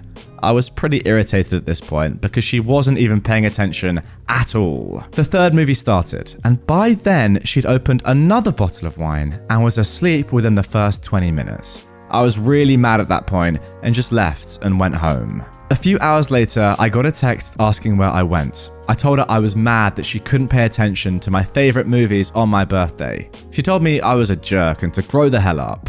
I've texted her a couple of times, but she hasn't responded. So, am I in the wrong? Wow, there we go. Back-to-back jerks, in my opinion, to end this episode. What do you expect in this situation? Your girlfriend has explicitly said to you she doesn't like these films, yet you are forcing her. Well, I mean, look, it's a tough one, isn't it? She's doing a great thing, in my opinion, by actually just sitting there with you. How long is the Lord of the Rings trilogy, by the way? You know what? I'm going to look this up on the fly. Lord of the Rings trilogy overall runtime. Now, my guess is about 10 hours. It's 11.2 hours. You're expecting your girlfriend, who doesn't like these films, and by the way, I sympathize with her because I don't really like them either. I know, controversial, but it's true. I actually have never actually properly watched them, so maybe you should have invited me to your birthday party and not your girlfriend, and we could have watched them together. But yeah, you're asking your girlfriend to sit on the couch and focus on something that she has said she doesn't like for 11.2 hours. Now, if that's me, I'm also turning to the wine, and you can't blame me. Come on. The fact of the matter is, she's been nice by even doing it in the first place. She's explicitly doing something she doesn't like, and I'm explicitly saying explicitly a lot here. That's how explicit her reaction could have been. Crazy, I know. But yeah, sorry. Doing something that you like on your birthday that you know someone else doesn't like as much, but it's gonna come along and do it anyway. That's fine, because it's your day. I get that. But forcing someone to sit on the sofa and focus for 11.2 hours is not fine. I'm sorry. It's just not. And yeah, you are the jerk. Am I the jerk for refusing to forgive my dad for breaking our deal? When I, a 17-year-old man, was 8, my parents bought me a piano and signed me up for lessons. I was super excited because I love music. Over time, I kind of became known as the piano guy at school. I play at school concerts, accompany the school jazz choir, and play once a week for the residents at a couple of retirement homes in our town. When I was 15, I started to talk about quitting lessons, and my parents quickly tried to guilt me out of it. I told them I wanted to try other things, and that between piano and studying, I didn't have much time left for other extracurriculars. My dad proposed a deal. If I kept playing and taking lessons until I reached level 10 RCM, Royal Conservatory of Music, and continued to keep my grades up at school, he would buy me a new car of my choice. I jumped at it and we shook hands on the deal. I should explain that my family is well off financially. I have a very privileged life, but I wouldn't say I've been spoiled. If I ever want a luxury item like a new phone or games console, I have to buy it myself with money that I've saved from summer and after school jobs. I should also explain that my dad's big on loopholes. When we compete, he always finds a way to win. And when I do, it doesn't count because of some loophole. It drives me nuts, but he thinks it's hilarious. Whenever I complain about him not playing fair, his answer is always the same. Life isn't fair. So, because of our deal, I kept up with my lessons. I spent about 1 to 2 hours a day on piano while keeping my grades up. Last summer, I took my level 9 RCM exams and passed, fulfilling my part of the deal. I told my dad I'd chosen the BMW X5 plug-in hybrid SUV. A couple of months ago, on my birthday, I came downstairs for breakfast, and my dad told me there was a surprise waiting for me in the garage. I ran out, and sitting in the middle of the floor was a 1/24th scale toy BMW X5. My dad burst out laughing and said, "A deal's a deal, so as promised, here is your brand new BMW." My heart absolutely broke. I asked if he was being serious, and he said I couldn't seriously have expected him to buy a 17-year-old a real brand new BMW, and that we could discuss getting me a reasonably priced used car. I said we had a deal, and I fulfilled my end of it. He said he did too, since I never said that the car had to be full-size and drivable. I said he wasn't being fair. His response, "Life isn't fair." Ever since this happened, I've been distant with my dad. I honestly feel like he betrayed my trust and that he deliberately made a fool out of me. He keeps bringing up the idea of a used car, but I told him I'm not interested, which I admit is kind of petty. I have enough money saved that I can buy a cheap used car myself, and I just feel like if I accept one from him now, it's like saying that breaking his promise didn't matter and that he didn't do anything wrong. So, am I the jerk? No, absolutely not. That's not even up for discussion. A promise is a promise. It doesn't matter what he said. If that man, your father, cannot keep his word, then he doesn't deserve your respect. It's as simple as that in my opinion. How about this? One day when you're older and he wants you to come home for Christmas or something like that, you say, sure, I'll be there. Then just mail him a picture of you and say, oh, there I am. You didn't specify that I didn't actually have to be there physically. I'm there in spirit in a photo frame. It's a weird analogy, but that's kind of what's going on here, right? Like, you said you'd do something and you used some stupid loophole to get away with it, when in reality, you're just being an idiot. Don't get me wrong, yeah, that is an expensive car for a 17-year-old, but it is also what you said. So how about just don't say it in the first place and don't make empty promises? Am I the jerk for calling my sister cruel for her tattoo idea? My sister is 28 and I'm a 26-year-old man. My sister, Nikki, has always had a strange relationship with our parents, especially my mum. I'm clearly not privy to the reasons because things are fine with me and my parents. When Nikki went to college, she met her creative writing professor as a freshman and they got close immediately. They would do a lot together and work closely on a few different writing projects. Nikki never specifically said this, but it was obvious to anyone who saw them interact that they had a substitute mother-daughter type relationship, which hurt my mum a lot to see. I always thought she'd grow out of it, or that the prof would move on, but 10 years later, they were still very close. About a month ago, the professor died unexpectedly, and it devastated Nikki. She was really depressed over the holidays, which of course was all in front of my mum, and was a difficult reminder that Nikki loved the prof as a mother way more than she ever loved my mum as a mother. She still talks to my parents and stuff, and they don't fight or anything, but Nikki is very distant and doesn't tell them anything about her life beyond the bare minimum. My mum tried to comfort Nikki, but Nikki was doing her distant thing and didn't want comfort. Something unfortunate that happened to Nikki is that when she got the call that she died, she was brewing tea, and in the shock of the news, she spilled boiling water on her arm, which burned her kind of badly on her wrist. I think the burn was like on the borderline of 2nd and 3rd degree, and definitely still looked pretty rough during the holidays. Nikki said it was especially hard because in addition to the physical pain, every time she looks at it, she's reminded of the moment she found out the prof died, which I totally get. I was on FaceTime with Nikki, and she said she talked to her tattoo artist friend who said that the burn should be able to heal well enough to get a tattoo over it. Nikki then excitedly told me about her idea, which is a type of flower that the prof gave her a bouquet of for her undergrad graduation. My mum was so embarrassed that day because she didn't get Nikki flowers, but the prof did, and Nikki was parading them around so happy, and it was a reminder of their connection. I guess Nikki and the prof exchanged these flowers for every special occasion, like birthdays, etc. So now she wants to get a decent size tattoo and a highly visible spot of something that will remind everyone of the prof.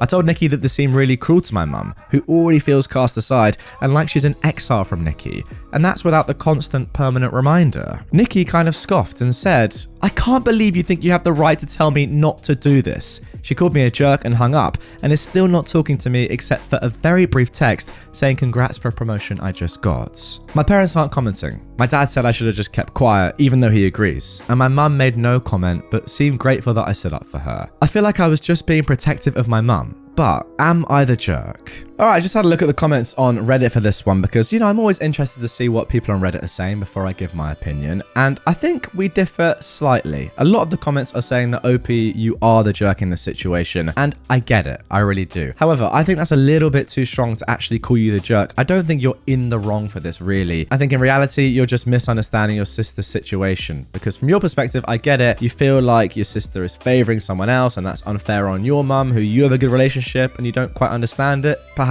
But in reality, you have to understand that your sister and your mum do not have anywhere near the same sort of relationship that you and your mum have. And in actuality, your sister has been very lucky in her life to have someone come in and replace her mum for that role, because her mum, for whatever reason, hasn't been able to do it. Nonetheless, it's clear that this person played a massive role in your sister's life, and getting a tattoo in that exact area, the timing of when you heard that person had died, yeah, terrible, but yeah, a great thing to do. And I definitely wouldn't say that she shouldn't do that. Look, I get it from your perspective. It's nice to stick up for your mum, and you probably don't get it, but from her point of view, that is probably maybe even the most important person in her life that's gone, and she wants to remember them. Am I the jerk for not giving my daughter her education fund money? I am a 54-year-old man, and I have 2 children, a 23-year-old daughter and 21-year-old son with my wife. When the kids were young, my parents set up education funds for both of them, which was very generous. My wife and I always expected our kids to attend college and then graduate school, as we'd done. I have a PhD, my wife has a master's.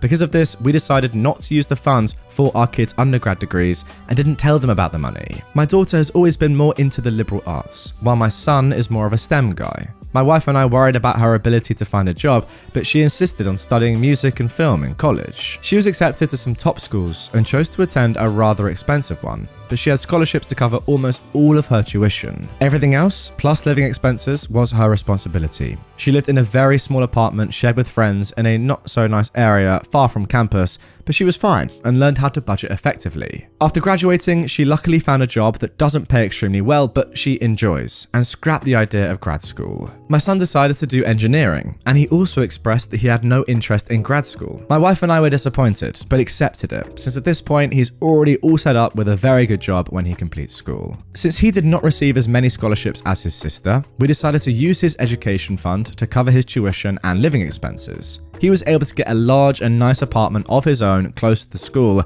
which is important since his classes are so demanding and he needs a comfortable space to work. My daughter was confused and asked how he could afford this, and he told her about the education fund. She called us and asked why she didn't have one, and we told her she did, we just didn't use it because we hoped she would attend grad school. She seemed hurt by this and asked if there was any way she could have the money now. We explained that there would be a fee to simply withdraw the money for non-education uses, and if we chose to do that, it would belong to her grandparents so they could put it towards their own use. She's been quiet and short when answering our texts, and hasn't answered our calls at all since then. I know that it seems unfair to her, but it's not really her money in the first place, and she's no longer in college. Plus, her brother only received it for educational purposes, and it wouldn't be right for her to just have it to spend now. So, am I the jerk? Now, I think it's pretty obvious in this spot that yes, OP, you are. However, OP has given us a couple of updates which we'll get to first before I give my overarching opinion. Update 1. I understand the consensus is that my wife and I are the jerks. I texted my daughter to ask if she wanted us to withdraw the money for her and what she wanted to do.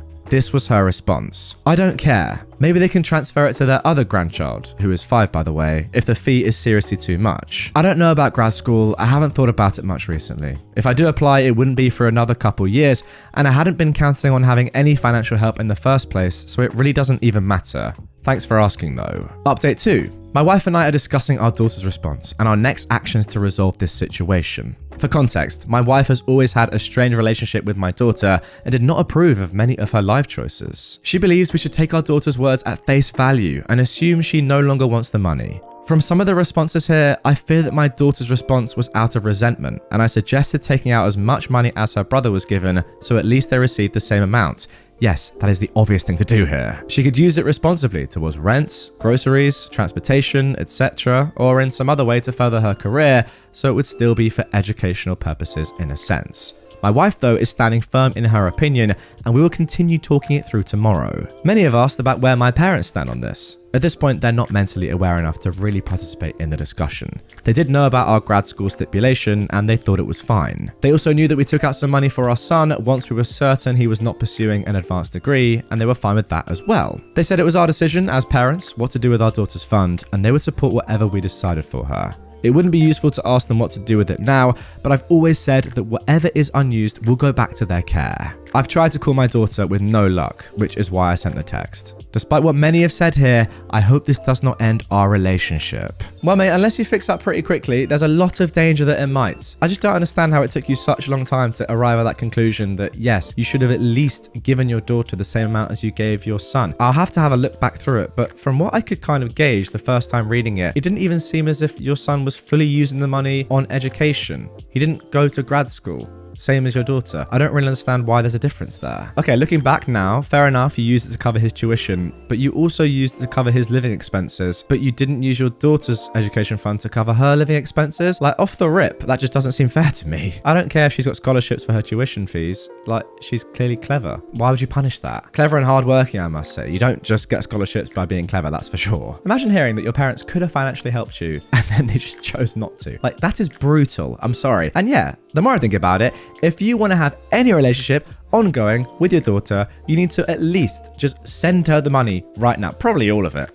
And just send it to her. And then hopefully she'll give you some form of forgiveness. Am I the jerk for posting the reasons that I excluded some people from my child-free wedding? My sister got married last summer. She had a very elegant and beautiful wedding and reception planned. It was child-free. She sent gracious notes to everyone who sent their regrets and thanked them for understanding her desires for her wedding and respected them enough to RSVP in the negative. She also invited them to a party later that summer at her home if they wanted to take pictures with her and her wedding party in their fancy clothes. I thought it was well handled and classy. Several people didn't understand the meaning of child-free and brought their kids anyway. One screamed through the ceremony and the mum would not leave the chapel because she did not want to cause a fuss. There were no extra places for them at the reception, so their parents had to share their food with them. The worst was the kid that wanted a cupcake off the table the wedding cake was on. He lost control and tipped the wedding cake onto the floor. My dad saved it, but there was a handprint on the lowest tier and a lot of cupcakes hit the floor. All in all, it was 4 families that brought uninvited children. My wedding invitations just went out over Christmas. We're getting married in May. I know this is a long time, but we have a lot of out-of-town, country, and even continent guests we hope will come. We did not invite these 4 families to our wedding. We have a Facebook group for the wedding for people to share pictures and memories that we might put in the wedding video.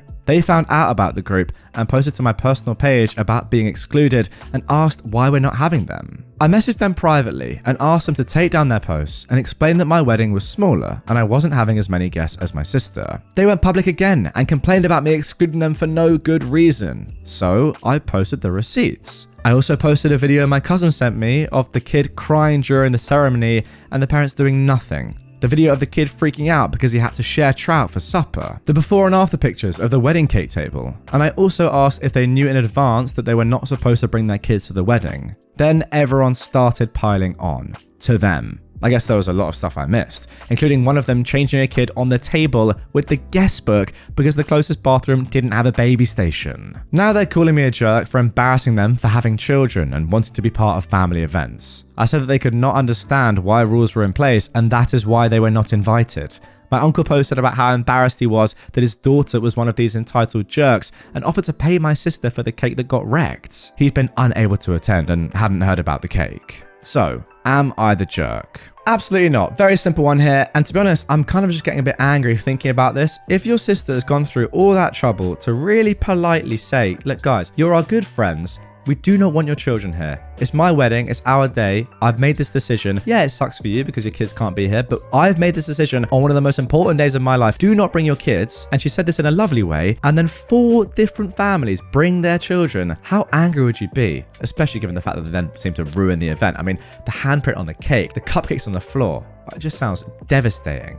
It's a real shame. So I completely get why you did what you did. And you do not want these people there. It's as simple as that. Ultimately, it's your wedding day. You decide who goes. And now for our final Am I the Jerk post of this episode. Am I the jerk for telling her to get over herself? I got a dog 2 years ago, a corgi, and she's very much so my sidekick. I've been with my fiance for 5 years. My fiance does like the dog, but she is currently pregnant and experiencing massive migraines and has been snapping at everything. So every morning when I get up, I find my fiance already awake and at the table relaxing. As soon as I get out of bed, my dog goes nuts. It's like super energy where she's running sideways, barking up a storm, jumping from the bed to the floor a million times, causing the apartment to shake because it's old as anything, etc.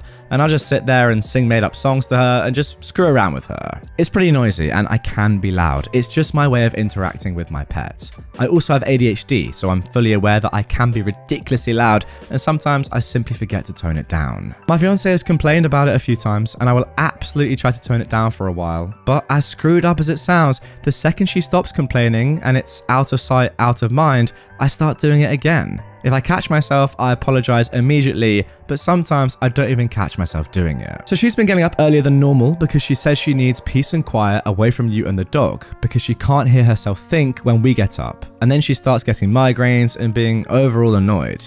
But now she's complaining because I can sense her not in the bed anymore, probably after 20 minutes of her being gone and her warmth no longer being there. And then I'm wide awake and the dog senses it and you know. So she's now getting angry because she thinks I'm purposely not letting her have space and purposely annoying her with my behaviors. I'm not, truly, but it seems like it, I guess. I've tried just laying in bed for a while so she can relax, but I get stir crazy and I also don't feel like I should have to stay in bed so she can be alone when I live here too. But she flipped this morning. I felt her sneaking out of bed this morning at 5 a.m. and tiptoe out of the room. I watched her sit at the table with her book. Well, the dog saw me awake and immediately goes ballistic, jumping on the bed, whining, barking, etc. She comes in and says, "Will you guys calm down so I can have time to myself for once?" I just side-eyed her because I'm getting annoyed at this point with her demands. She says, "Well," I tell her to get over herself. Just because she's pregnant doesn't mean I have to change who I am, or change how the household works, or change my dynamic with my dog. She immediately left after telling me to go screw myself and won't answer my calls. She's been gone for 6 hours. Well then, a very interesting one to end, I've got to say, because up until that last little point, I genuinely didn't think that you were necessarily being a massive jerk, OP. It felt to me more like just a kind of conflict of character, and I was questioning more whether you two should be together in the first place, which when you have a baby on the way is a pretty crazy thing to say, but yeah, that was the opinion that I was kind of leaning towards. But after seeing what you said at the end, you're definitely the jerk. Like, you just didn't need to say any of that. Are you joking? You wouldn't change how you are or how you live because of your pregnant girlfriend, wife, whoever she is. That is very selfish. Surely, when somebody is pregnant, you have to concede some things and probably, not be as crazy loud around them, give them their time, etc. Whatever they want, really. It's a bit weird to say that. But overall, I would say the main thing is you guys just don't really seem that compatible. You just seem completely different. Maybe it worked for you before and maybe it will work for you again in the future, but you need to find some sort of resolution and definitely give her the credit she deserves and favor her, especially during this time when she's pregnant. Like, are you nuts? Actually, to be honest, the more I think about it, the more that you really could do so much about this. Like, surely get up and then just leave the house. Go on a very long walk with your dog. Like, if you really cared and you were less selfish, you would find so many ways to get around this. And you could find a very easy solution to come to, which would enable your girlfriend, your wife to have the time to herself and you to go and be loud and be crazy and your dog to go and, exercise. Surely that's the solution. Train your dog, go on a dog walk. I don't know. Am I the jerk for leaving my babies inside by themselves? I am a 20-year-old mother of triplets who are only 2 months old. I never expected ever in my life that I would be a mother to triplets, so when I first became pregnant, it was definitely the last thing on my mind. I'm home with my babies all day long, and I had to even transfer my education to online. Sometimes I just need some fresh air, especially when I can't get them to stop crying, and I find myself getting super frustrated to the point of tears. It's honestly so hard, and the dad isn't here to help as he's either at work or at school. My fiance's parents rented us a main floor apartment, so when I step outside, I'm literally just sitting on the chair right beside the door. Plus, I have a baby monitor set up in their room and it has a camera on it. I can literally see them and hear them, so if anything happened, I'd be able to quickly get to them. Being able to step outside for a few minutes to take a breather is really important to me because I start to have mini panic attacks when I can't get them to stop crying, and I get really frustrated because I just feel super overwhelmed. Being able to go outside just gives me a chance to calm down. My fiance came home to me sitting outside while the babies were crying and freaked out on me, calling me a horrible mum and a bunch of other names that I'm not gonna list here. He thinks that I was being super neglectful and putting the babies in harm's way, and he even told his parents, and now everyone seems to be really against me. I grew up in the system. My fiance's family is the only family I've ever known, so it breaks my heart that they're so upset with me. But I really don't think I was doing anything wrong or putting my babies in harm's way, but they seem to think otherwise. So here I am wondering if I should apologize for my actions, or if I'm the jerk in this situation. Okay, strong start. For me, no, you're not the jerk here. I kind of get it from your husband's perspective a little bit, but you have to be able to have at least 1 or 2 minutes rest. You can't just look after your children 24/7, like be in the same room as them 24/7 is what I'm trying to say. The truth is, you still got them on the baby monitor. You're right outside in case anything was to happen. Being in the room or being outside looking on a monitor doesn't really change anything. And as you've said, it's very important for your anxiety. You're having mini panic attacks. You need to sort something out. It's a lot of stress and you have a few minutes rest. That's okay with me. Am I the jerk for wanting hot food? Yesterday, I went ice skating with my girlfriend. Tuesday is one of her days for dinner, so she made chicken salad. When I saw the chicken salad, I admit I made a face. She was like, "What? What's the problem?" I said that we were outside in the cold all afternoon and I wasn't really in the mood for cold food. She said we're inside, the heat is set to 74 and we're both wearing warm, dry clothes, so it's plenty warm enough to eat salad. I said sure, but I just wanted something warm to heat me up on the inside. She said that was ridiculous because my internal temperature is in the 90s and my insides are plenty hot. At this point, we were going in circles, so I said I was just going to heat up some soup and told her to go ahead and start eating and I'd be back in a few minutes. When I came out of the kitchen with my soup, she was clearly upset and she asked how I would feel if she refused to eat what I made tomorrow, which is today. I said I wouldn't care, and she said that was BS because it's rude to turn your nose up at something someone made for you. So, was I the jerk for not wanting cold salad after being cold all day? Yeah, your girlfriend is completely right. Like, she's absolutely correct. If she did the same thing to you, you would be very annoyed. It's just a fact. And you saying that you wouldn't care is BS. She is correct once again. It doesn't matter what she makes, and it doesn't matter what you really like, to be honest. The fact that she's spent time making you food and you just throw it back in her face and do your own thing, yeah, it's very rude and you are the jerk. Simple as that. Am I the jerk for moving my son into a rental apartment after finding out that his dad's been cancelling his job applications? My son, Aiden, who is 23, moved back in with us upon graduating college as my husband wanted. My husband's original plan was to have Aiden live with us for free, but stay home and help with his disabled younger brother, who is 16. Aiden started complaining about needing money and wanted to find a job. My husband was against this and even offered to double his allowance, but Aiden was growing tired of staying at home. So he began looking for jobs here and there for over a year, but none of his job applications came through. He just applied and they never got back to him. We were confused by this until recently. I found out that my husband was behind all the job applications being cancelled. He'd wait until Aiden applied, then he'd proceed to cancel the application by impersonating him and using his email. I blew up at him at this, but his justification is that he's just trying to make sure that our younger son is cared for by Aiden, and he said that Aiden has been a big help and him getting a job will affect his care for his brother. I went ahead and rented an apartment for Aiden and told him to stay there until he finds a job and starts paying for it himself. Aiden was hurt upon knowing what his dad did. My husband was livid when he found out. He called me unhinged and said that I was separating the boys and teaching Aiden to become selfish and care more about a job than family. He also said it was a huge decision for me to rent an apartment without even running it with him. He's been giving me hell about it and is calling me a terrible mother for encouraging Aiden to be selfish and self-centered. He said I needed to see and understand why he did what he did. To be honest, I don't even want to answer the question of are you the jerk here, really. Because the main thing is, your husband is very weird. Aiden's dad, that is. Like, what's he doing? Seriously, what's he doing? Does he really think it's worth jeopardizing the future of one of his sons just for the other one? I get it. The 16-year-old is going to take a lot more care and obviously, attention than the 23-year-old. But that shouldn't mean that you force the 23-year-old to not live their life just to look after his younger brother. The fact is, he's been doing it for a long time anyway. He's 23 now. He needs to go and live his own life. And ultimately, a 16-year-old has two parents that can look after him, I'm sure. I don't think you should force Aiden to not move out, not get a job. Simple as that. Am I the jerk for pulling my pants down and showing my husband my underwear after he insisted that I was on my period when I wasn't? My husband has a bad habit of blaming my behavior or reactions on my period. For example, when we argue, he'd say, "I won't argue anymore since you tend to act crazy when you're on your period." Or even say, "I know you didn't mean to do or say that, but couldn't help it since it's that time of the month for you." It's so irritating and it prevents me from being allowed to express myself. It happened again last night at the dinner table. We had an argument about him forgetting to fill my car with gas after he used it. And when I expressed my frustration, he said, "We're not going to talk about this now since you appear to be on your period." I said that I was not on my period and that this was just me feeling frustrated with him. But he insisted that he won't talk about this then and insisted he won't hear what I had to say since you must be on your period since you're being irrational during this argument. I snapped. I'd had enough. So I got up, stood in front of him while he was still eating and pulled down my pants to show him my underwear. He made a grossed out face and shouted, "Frick, that's nasty. I'm eating my dang dinner."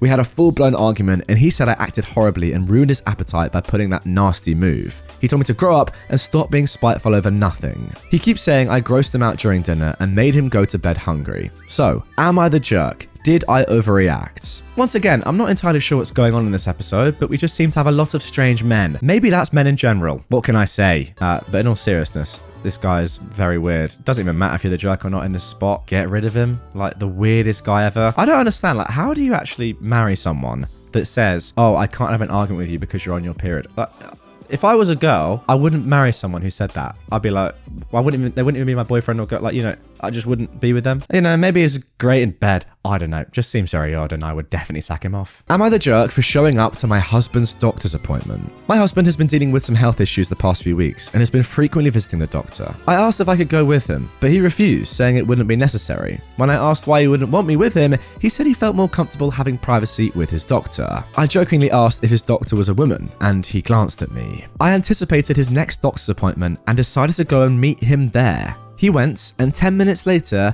I entered the office. I identified myself as his wife, and he was shocked when he saw me. I greeted his doctor, a man, lol, and we talked, but my husband refused to even look my way and refused to speak as well. We left the office together, and he went off on me in the car, saying I shouldn't have followed him, and came into the doctor's office after he asked me for some privacy. I said it was alright, I'm his wife. I already know what his issues are and I just wanted to show support. He said I overstepped his one boundary and refused to respect his wish and made him more stressed than he already is in these hard times that he's going through. I thought he overreacted, but am I the jerk? Finally, a woman in the wrong. It's good to see, because I was getting a little bit worried there about all the men doing terrible things. The one thing that your husband has said to you is please do not come to my doctor's appointments. And also, your health is literally the most private thing, right? And I get it, he's your husband, but he's genuinely said to you, this one thing I would like to do privately, and you've disrespected him. So yes, you're the jerk. Like, what are you even going there for? I don't really understand, like, what's the point? Just, you said afterwards that you speak to him about it and you know what the issue is. So if you know what the issue is, why are you then going to the doctor's appointment to speak to his doctor? It just sounds like you're very insecure, to be honest, because you're saying, oh, is the doctor a girl? Maybe that's the main reason. Because your husband's telling you everything anyway. Very odd behavior. You're the jerk. Am I the jerk for prioritizing my son's dog over my wife's pregnancy? When my son, who is now 14, was 8 years old, we got a dog. He's half Great Dane and half some dog my friend's dog met during an unauthorized absence. My son loves this dog and does all the care for him, except vet stuff, and is a very responsible dog owner. This dog is pretty much his best friend. My wife is 12 weeks pregnant, and ever since we confirmed the pregnancy, she's been acting weird around the dog. She avoids him, puts her hand over her stomach when he's around, and jolts whenever he makes noise. Today she told me she wants to rehome the dog.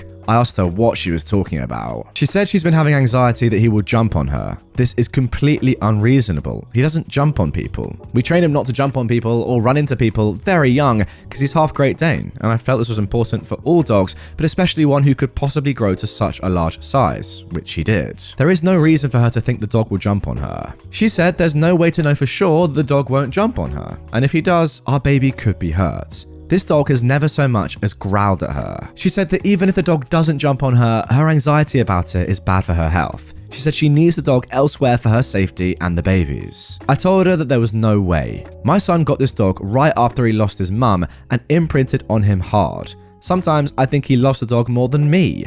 I'm not taking his dog. The dog didn't do anything. My wife said that I am prioritizing the dog over her pregnancy. The dog isn't a threat to her pregnancy. If this were any other unreasonable request, I would do it just because she's pregnant. I just can't break my son's heart over a fear she has that makes no sense. So, am I being a jerk? Now, I think the title of this one, Am I the Jerk for Prioritizing My Son's Dog Over My Wife's Pregnancy, is a little bit, cheeky because it sounds way worse than it actually is. You're not really prioritizing your son's dog over your wife's pregnancy. Yes, in literal senses you are, but in reality, you're prioritizing your son and the amazing bond that he has with this dog, your dog, who is your best friend, the dog who's done nothing wrong, over your wife's pregnancy. And that's a difference. Look, for your wife, fair enough. I get it. Maybe she has just got a little bit anxious because there's a dog roaming around and she's pregnant. And that is absolutely completely fair, by the way. For me, it doesn't necessarily even matter if the dog has never done anything like that in the past before, because you said, it is unreasonable to think that they will do that, but unreasonable thoughts are sometimes justified. And if it's going to make her more comfortable, I get why she's thinking that way. I don't know about rehoming though. That seems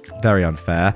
However, what I will say is that she is jeopardizing your son and his future and his mental well-being. Now, does she think that's fair? Because I certainly don't. And if it's all right, realistically as it is, then there's no reason to change anything. You got to think of the damage that could do to your son if you were to take away his best friend. You know what? I've actually just seen a great point in the comments, by the way. Not the jerk. Has she stopped driving? Has she started using a wheelchair so she won't fall? Is she refusing to use the stairs? If you kind of get what this comment is saying. Is she doing lots of other things to protect the baby?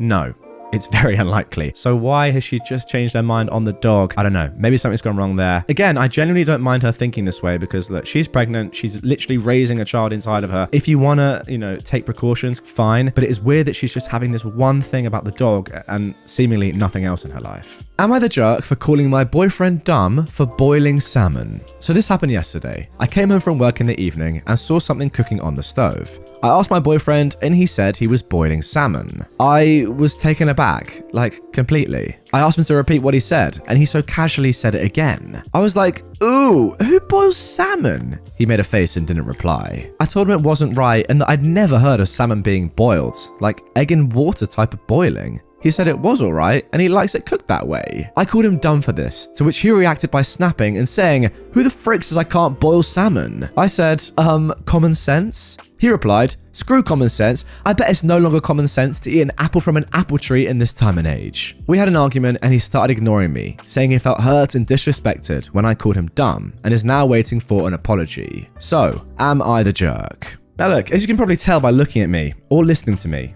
I am a very, very accomplished chef. Let's just say that. And even I would never boil salmon. How stupid is that? Said no one ever. Like, who cares? You know? Who actually cares how you cook salmon? I don't know if you can boil salmon. I haven't done it personally. However, if it actually cooks the food and it's edible, then you can do it. Maybe it doesn't taste great. I don't know. Any budding chefs in the comments, let me know. For me, I don't know why you'd even care. Like, why do you care that the salmon's being boiled? If it tastes nice, it tastes nice. Simple as that. Would I be the jerk if I didn't let my husband attend the baby shower or birth of our child? My husband and I have a 3-year-old daughter. He was happy when I told him she was a girl. We're having another, and when I had my ultrasound, I was told it was another girl. Again, my husband was happy. It turns out though that I was told wrong, and it's actually a boy we're having, and my husband has now freaked out in excitement. His reaction to us having a boy was nothing like either of his reactions to having a girl. He was actually jumping around and yelling. He immediately called all his friends and family. He kept hugging and swinging our daughter around, telling her she's getting a brother. I confronted him about not being this excited about having girls, and he said, "'Cause I wanted a boy." I got so angry. I don't want him at the baby shower. I guess it's not really a baby shower as we're not asking for anything, but still, or the birth. He thought I was kidding at first, but once he realized I was serious, he got really upset and started an argument over it. So, would I be the jerk if I didn't let him attend the baby shower or birth? Well then, I think we've come to our most unreasonable jerk of this episode so far. You can't come to the birth of our baby because you showed excitement at its gender. Does that make any sense? Now, I would understand it if he'd been very disappointed at having a girl and was always like, "Oh, I wanted a boy, I didn't want a girl in the first place," etc, etc. However, having a preference between a boy and a girl, I think is completely fine. Like, let's be honest, it's natural. You're probably going to lean one way or the other. Like, if we're being completely honest, if you really thought about it, you're probably like, I don't really mind, but maybe 51% a boy, maybe 51% a girl. You know, up to you. However, he loves your daughter. He was very happy at having another girl, but a little bit more happy at having a boy. He's already got a girl as well, remember that, so maybe that makes a difference. I don't know. I mean, I'm so excited, I've just chinned my mic. Get me an invite to the baby shower, that's all I'll say. Am I the jerk for showing up at my ex's wedding in a pretty dress? My ex and I had a peaceful divorce. We co-parent our 3 children together, and there haven't really been many issues. My ex is getting married to Stephanie. I like Stephanie. She's been great with my kids and makes my ex happy. My ex invited me to their wedding and I was happy for him. It was my day with the kids, so it made sense for me to come, was his reasoning. When I arrived at the wedding though, Stephanie thanked me for dropping the kids off and then brushed me off. We'd never had any issues before. I explained that I was going to stay for the reception and she was very upset. I was confused because I assumed she knew I'd be in attendance. It turned out she didn't consider that I'd actually accept the invitation. I told her that I was invited, and since I took the 2-hour drive, I'd be staying for the entire duration. She didn't like this response. Stephanie asked me to leave, and I stood my ground. She went on to complain about my dress upstaging hers. My ex and former mother-in-law helped her to calm down, and the wedding shortly began. I thought that was the end of it, but later, in private, Stephanie accused me of trying to ruin her special day. She's convinced that I wanted to show off and make the wedding about my divorce. She said it was rude for me to not leave after the bride requested it because it was her special day. I told her that I'm not responsible for her insecurities, and once again reminded her that I have no interest in stealing my ex back. Am I the jerk for getting up from my chair in the middle of Christmas dinner and shouting, "Shut the F up about my body," in response to my husband's observation? So, ever since I had my son months ago, my husband has started making indirect comments about my body. He never says any hurtful words, but I find his observations, as he calls it, hurtful. For example, he'd see me wearing an old top and say, "Oh, that top used to look good on you, but not anymore though." Or when he looks at my waist and says, "Wow, didn't know your waist could get this wide." Basically, passive stuff that I tried to ignore till it extended to friends and family. FYI, this went on for months and months and months. We went to Christmas celebration at his family's home. My sister-in-law complimented my floral maxi dress, and my husband said, "I agree, it looks nice on you, though I have to admit that your waist could get smaller than this." Awkward silence took over. I was absolutely fuming, and this was my last straw. So I got up from my chair in the middle of dinner and shouted at the top of my lungs, "Shut the F up about my body!" He was absolutely speechless as his family stared, while some others tried to get me to calm down. But the situation got more tense and dinner ended up being cut short, and my husband stormed off to his friend's place to spend the night upon leaving a very nasty text saying I embarrassed him and made a scene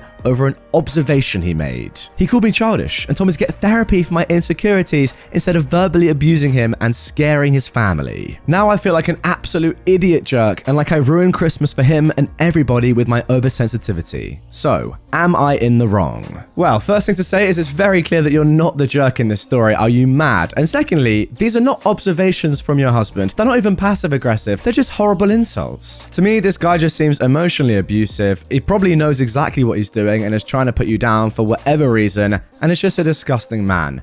Why are you with him? Am I the jerk for silently getting up and walking out of the restaurant during New Year's Eve dinner after I was told to pay for everyone at the table by my in-laws? I am a 32-year-old woman, and I recently inherited a good amount of money from my mum. I keep the money in a separate account as I still haven't decided what to do with it, and I didn't want it to go to waste. I noticed my husband constantly bringing up the inheritance money and making countless suggestions as to how I should spend it. Another thing is that he expects me to pay for nearly everything the past couple of weeks. For New Year's Eve, my husband and I met up with his family at a restaurant to celebrate. It was going fine until I found out that I was expected to pay for everyone at the table. My husband's mum joked about paying for dinner out of my inheritance pocket, which made me livid, but I showed no reaction, just silently paid for my own food and drinks. Then I got up and made my way out of the restaurant. They were shouting after me like a crowd, and my husband tried to get me to come back, but I drove home. He got back at 3 a.m. yelling at me, saying I was pathetic to get up and walk out on him and his family after they relied on me to pay for their food and thought I was gracious enough to do it. But they were wrong. He said I humiliated him and the family, and that what I did was an attempt to get back at them for not being able to help mum when she was sick. Not true is all I'm gonna say. He is mad and saying that I caused a huge rift between his family and me when it wouldn't have hurt me to pay for the celebratory dinner. So, am I the jerk? Again, like the first story, you're obviously not in the wrong here. It's your money, it's your inheritance, and once again, your husband and his family are very, very strange. Let me get this straight. Your mum dies from an illness, and the thing that your in-laws and your husband say is, "Great, now you can take us to dinner and spend money on us."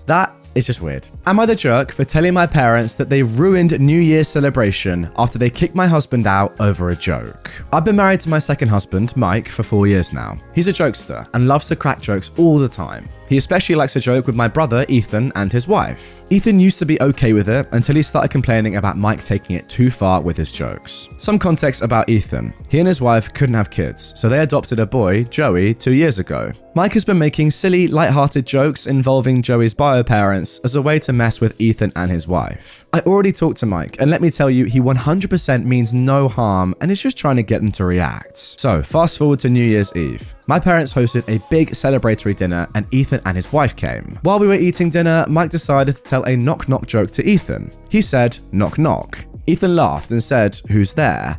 Mike replied, "Joey's bio parents," then burst out laughing. Sorry, I've got to just interrupt here. That has to be one of the worst jokes that I've ever heard in my entire life. Like, how is that funny? Seriously. I mean, to be fair, it's got me laughing, but that's just because it's so stupid. Silence took over, and Ethan's facial expressions changed. His wife called Mike an idiot, to which Mike replied with, "Hey, relax, it was just a joke." An argument ensued and dinner was paused. My parents suddenly told Mike to leave, which I thought was too harsh. I tried to speak to them and get them to calm down, but Mum insisted that Mike leave. We left, and Mike was complaining the whole time about how they overreacted. I called Mum later, and she told me Mike was out of line with his hurtful jokes about this touchy topic, and told me that I was wrong for defending him and saying he was just joking. She said he ruined New Year's for the family, but I told her it was her and Dad who ruined the celebrations for escalating the situation and kicking him out. I told her he could talk to them, but again, they were the ones who ruined New Year's celebration. She called me delusional for this statement and hung up. We haven't talked to them for days. I tried contacting Ethan, but no response. It's kind of like when someone says a really terrible offensive joke and then says no offense at the end, and then they think it's okay because they've added the no offense. Except in this story, there was no offense at the end. It was just honestly one of the worst jokes I've ever heard. Like, where is the humor in that? I know I said it halfway through, but honestly, what part of that is funny? It's absolutely ridiculous. I mean, it's pretty obvious to say this, but yeah, just because you find something funny doesn't mean it's not offending someone else. It's not about how you find the joke you're telling, it's about, if the person you're telling it to finds it funny. It's so weird. Genuinely the worst joke I've probably ever heard. And yeah, needless to say, in this story, your husband is obviously the jerk, and so are you for defending him. Am I the jerk for putting parental controls on my TV and royally angering my father-in-law? I live with my wife. We have 2 kids, an 8-year-old boy and a 6-year-old girl. My wife's parents are staying with us temporarily as their home is having some serious repairs after a freak accident. It wasn't their fault and luckily they had insurance. The repairs should be completed in 2 months from now. I don't really get along with my in-laws, especially my father-in-law, but I agreed to let them stay because I thought the time would fly by and it wouldn't be that bad. But I'm posting here, so I guess I was wrong. My mother-in-law doesn't have a job, and my father-in-law works late shifts until around 11 p.m. When he gets home, they'll watch YouTube in the living room and play music at a loud volume with our speaker system. It's not college house party bass tearing apart the walls loud, but it's still loud. My kids are not light sleepers, but this wakes them up. Then they go wake me up because they want me to make it stop. My kids need to be rested for school, and I need to get up in the morning to drop them off and go to work. My wife works overnight shifts, so she doesn't witness this. I've tried to talk to my mother and father-in-law about it and asked that they please keep the noise down after my kids' bedtime, which is 8:30. I don't expect complete silence, but I really don't think they need to have the TV on loud late at night. My father-in-law argued with me and said that he doesn't finish work until 11 p.m, so I'm basically expecting him not to do the things that he enjoys after work. I told him he can do it before work or on his days off, or it's tough. He complained to my wife, who's now taking his side and saying that the kids need to learn how to sleep through a bit of everyday noise. I told her it's not everyday noise and that he and my mother-in-law are being excessively noisy and inconsiderate. She's just not there to see it. My father-in-law has been sending me links to buy earplugs for the kids. I've gotten really fed up with this. It's not my in-laws' house and they're staying with us as guests, and I think they're being really selfish. I decided to put parental controls on the TV so that my in-laws can't use it after 8:30 until 6 a.m. the next day. Between those times, the TV cannot be used without putting in the password and only I know it. This doesn't affect my wife as she doesn't get off work until 6 a.m. and isn't normally home until 6:20ish. My father-in-law is now incredibly angry with me and said that I'm acting like a child and keeps pestering me, demanding the password. My wife is also mad at me for upsetting her dad. I'm just so annoyed at this whole situation and I'm sick of hearing about it. So I just want to know if I'm morally in the clear. OP, of course you're in the clear. As you said right from the beginning, it's your house. And that is as simple as it gets. They are guests in your home. I don't care if they're in-laws or not. They are still guests in your home and therefore they have to respect your rules. Saying that the kids should just get earplugs or sleep through a little bit of noise is crazy. Like, that is ridiculous. I get it, a little bit of chat here and there is alright. The TV on a very low volume, fair enough. But it is 11 o'clock on a school night for your kids in their home. That's not really fair. Ultimately, if they don't like the rules that you've set in your own house, and they can go and stay in a motel or something, like, there's no need for them to be there, especially given that you're giving them the house for free, right? They're staying with you, I presume, for free. It's strange that your wife is backing them up this much when her own children are being affected by this. Overall,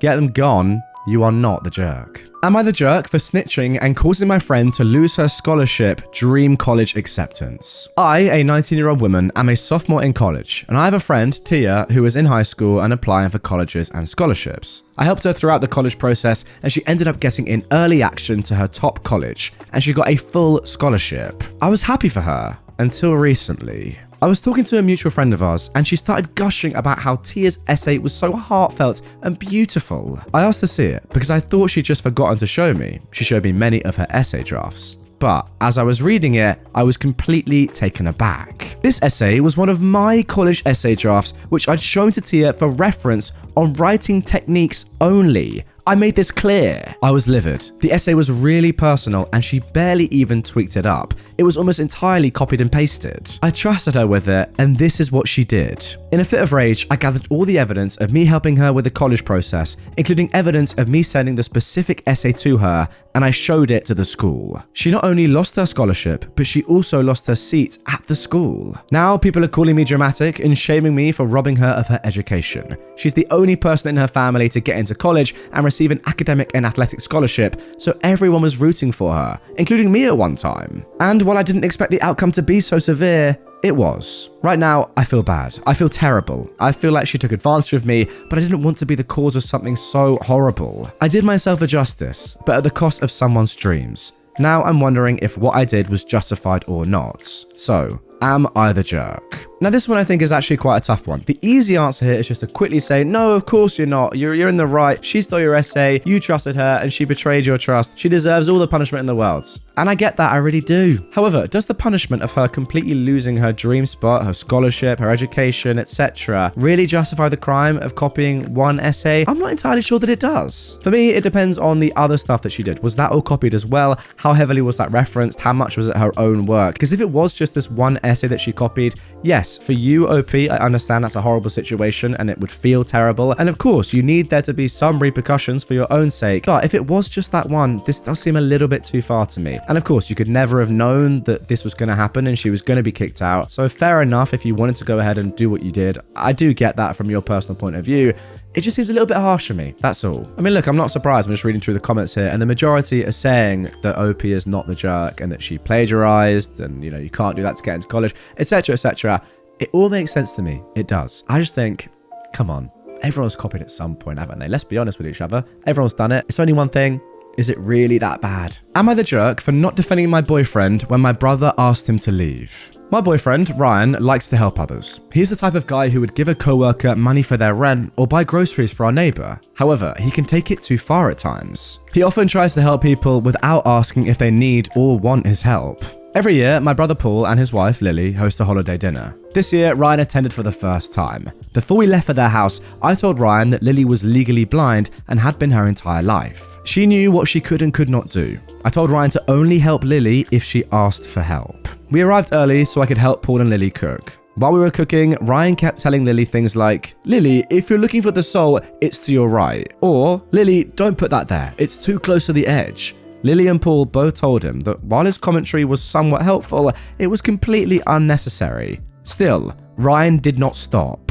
However, things became tense when Lily went to go and chop vegetables. When she pulled out a knife, Ryan stopped her and asked if he could take over because he didn't want Lily to hurt herself. Lily said she'd be fine, but Ryan insisted that she give him the knife. Finally, Paul got annoyed and told Ryan to stop. Ryan did stop, but he kept hovering over Lily while she was chopping. I asked Ryan to sit down until dinner was ready, but Ryan insisted that he just wanted to help. Finally, Lily asked him and I to help set the table and greet people arriving. We did, but things were still tense. I did pull Ryan to the side and reminded him again to only help Lily if she asked for it. He agreed, but I could tell that he was still upset. Everything finally boiled over after dinner. My nieces, who are 5 and 3 years old, have a game they love to play with their mother. They will hand Lily something and Lily would have to guess what it is. Lily would sometimes make a couple of clearly outrageous guesses, like saying an egg is an elephant or a shoe, to make her daughters laugh. After dinner, the eldest handed Lily the salt shaker. When Lily guessed it was a phone,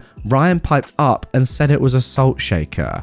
Lily laughed it off and explained the game to Ryan, but I could see that she was annoyed. My niece then handed Lily a coin. When Lily guessed incorrectly, Ryan loudly told Lily it was a coin.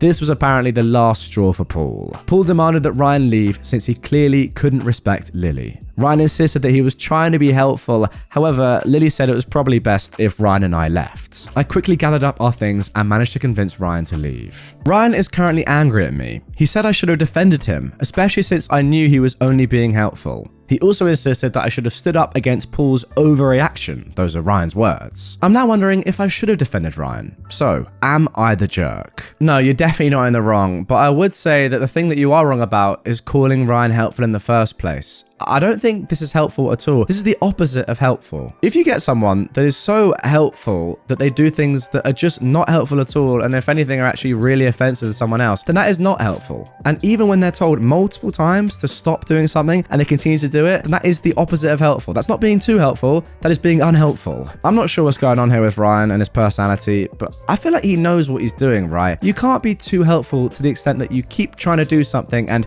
help out when you're being explicitly told stop doing that. That doesn't make any sense to me. Like, he sounds insufferable, right? He wasn't being nice at any point during this. I mean, maybe at the start, fine. When he didn't get it, and even though you told him about Lily being blind and being okay with what she can and can't do, fine, give him a little bit of leeway. After you tell him, he just becomes super patronizing. And I completely agree with Paul. Get him gone, because Lily was clearly getting annoyed and it was just ruining the entire experience. Am I the jerk for laughing at my niece's gift? My 12-year-old niece is really into arts and crafts and recently got into crocheting. Before Christmas, she told me that she had a surprise gift for me and seemed really excited about it. I told her I was really looking forward to it as well, and I prepared her gift myself, which was actually art supplies. On Christmas, when we had our family gathering, she brought me her gift and was super excited for me to open it. When I opened it, I saw a crocheted animal, but if I'm being honest, it looked really, really bad. To give you an idea of what it looked like, imagine something from r/bad taxidermy, but in crochet form. I couldn't help but burst out laughing, and I couldn't stop laughing no matter how hard I tried to suppress it.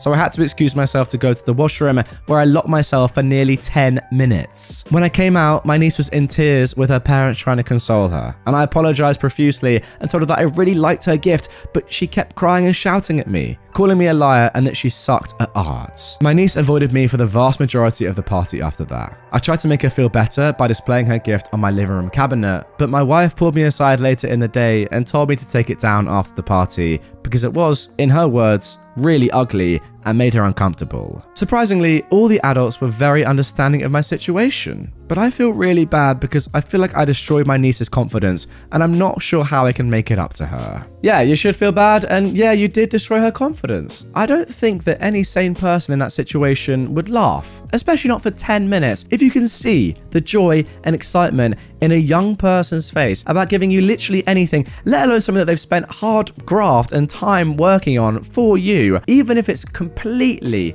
so embarrassingly awful, you don't laugh. You say, wow, that's amazing, you accept it, and then maybe you joke about it later with the adults, if you really want to. But you don't laugh right then and there in their face about something that they've gifted you. That is shocking form. Am I the jerk for not allowing my daughter to spend Christmas with me and my new family? I am a 46-year-old mother of a 24-year-old woman from my first marriage and 12 and 10-year-old boys from my second marriage. When I was married to my first husband, he was unemployed almost all our marriage. We lived in his house that his father owned. His father paid our bills, he bought us the car we drove, he sent my husband money to take care of our family, etc. I was young, stupid, and in love. That is my only excuse for living like that. When my daughter turned 5, I started pushing my husband to work, and I myself got a job. He didn't want to. Things escalated and ended up in us getting divorced. He got full custody while I got visitations every other Saturday. His dad hired a good lawyer. I couldn't do that. I also had to pay child support. I used to work a full-time and 2 part-time jobs to afford my 1-bedroom apartment as well as the child support payments. A year after our divorce,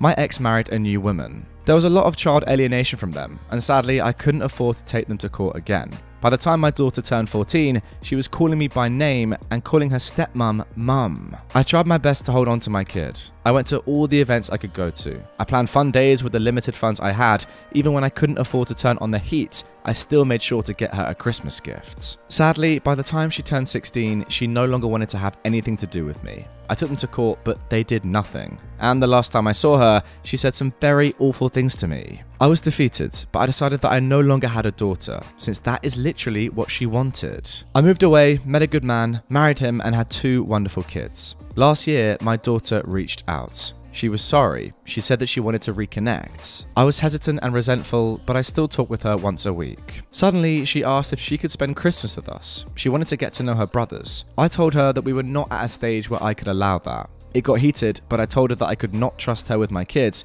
and that I was still not 100% sure that I wanted our relationship to become more. She says that I'm a jerk, that I'm punishing her for things she had no control over, that I know what she told me and how she reacted to me was a direct result of her father's manipulation. So, am I the jerk? Well, never have I agreed with someone more than I agree with your daughter right now. She says you're the jerk for punishing her for things she had no control over. And yeah, I completely agree with her. It's very clear to me anyway that the way she acted throughout all those years, alienating you, telling you that she wanted nothing to do with you, is directly because of her father, your ex-husband. That's clear to see. I just think it's harsh to punish a literal child, someone that, was thinking those things when they were 14, 16, even younger, just because of your ex, and now they've realized that that is the reason and you're still punishing them for that. Yeah, I think it's time to just forget the past and try and make a new relationship with your daughter. Am I the jerk for throwing away the expensive whiskey my brother got me for my 40th? I am a 40-year-old man and I just turned 40 last week. I'm divorced and have 2 teenage kids with my ex-wife,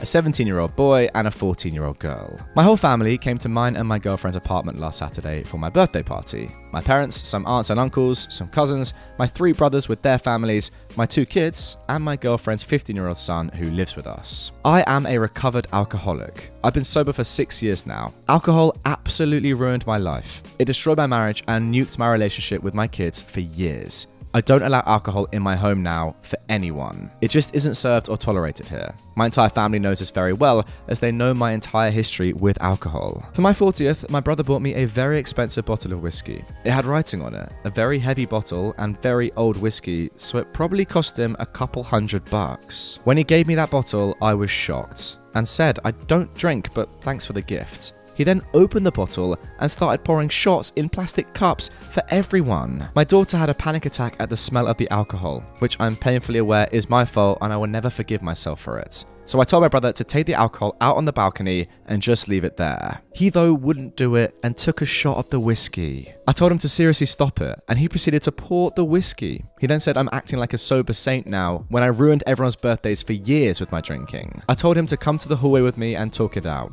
He refused and put a glass of whiskey in my hand. I took the trash can, threw the whiskey bottle in it and the plastic cups and took the trash out. My brother then stormed off and my mum followed him. She later called me, demanding an apology for disrespecting my brother like that.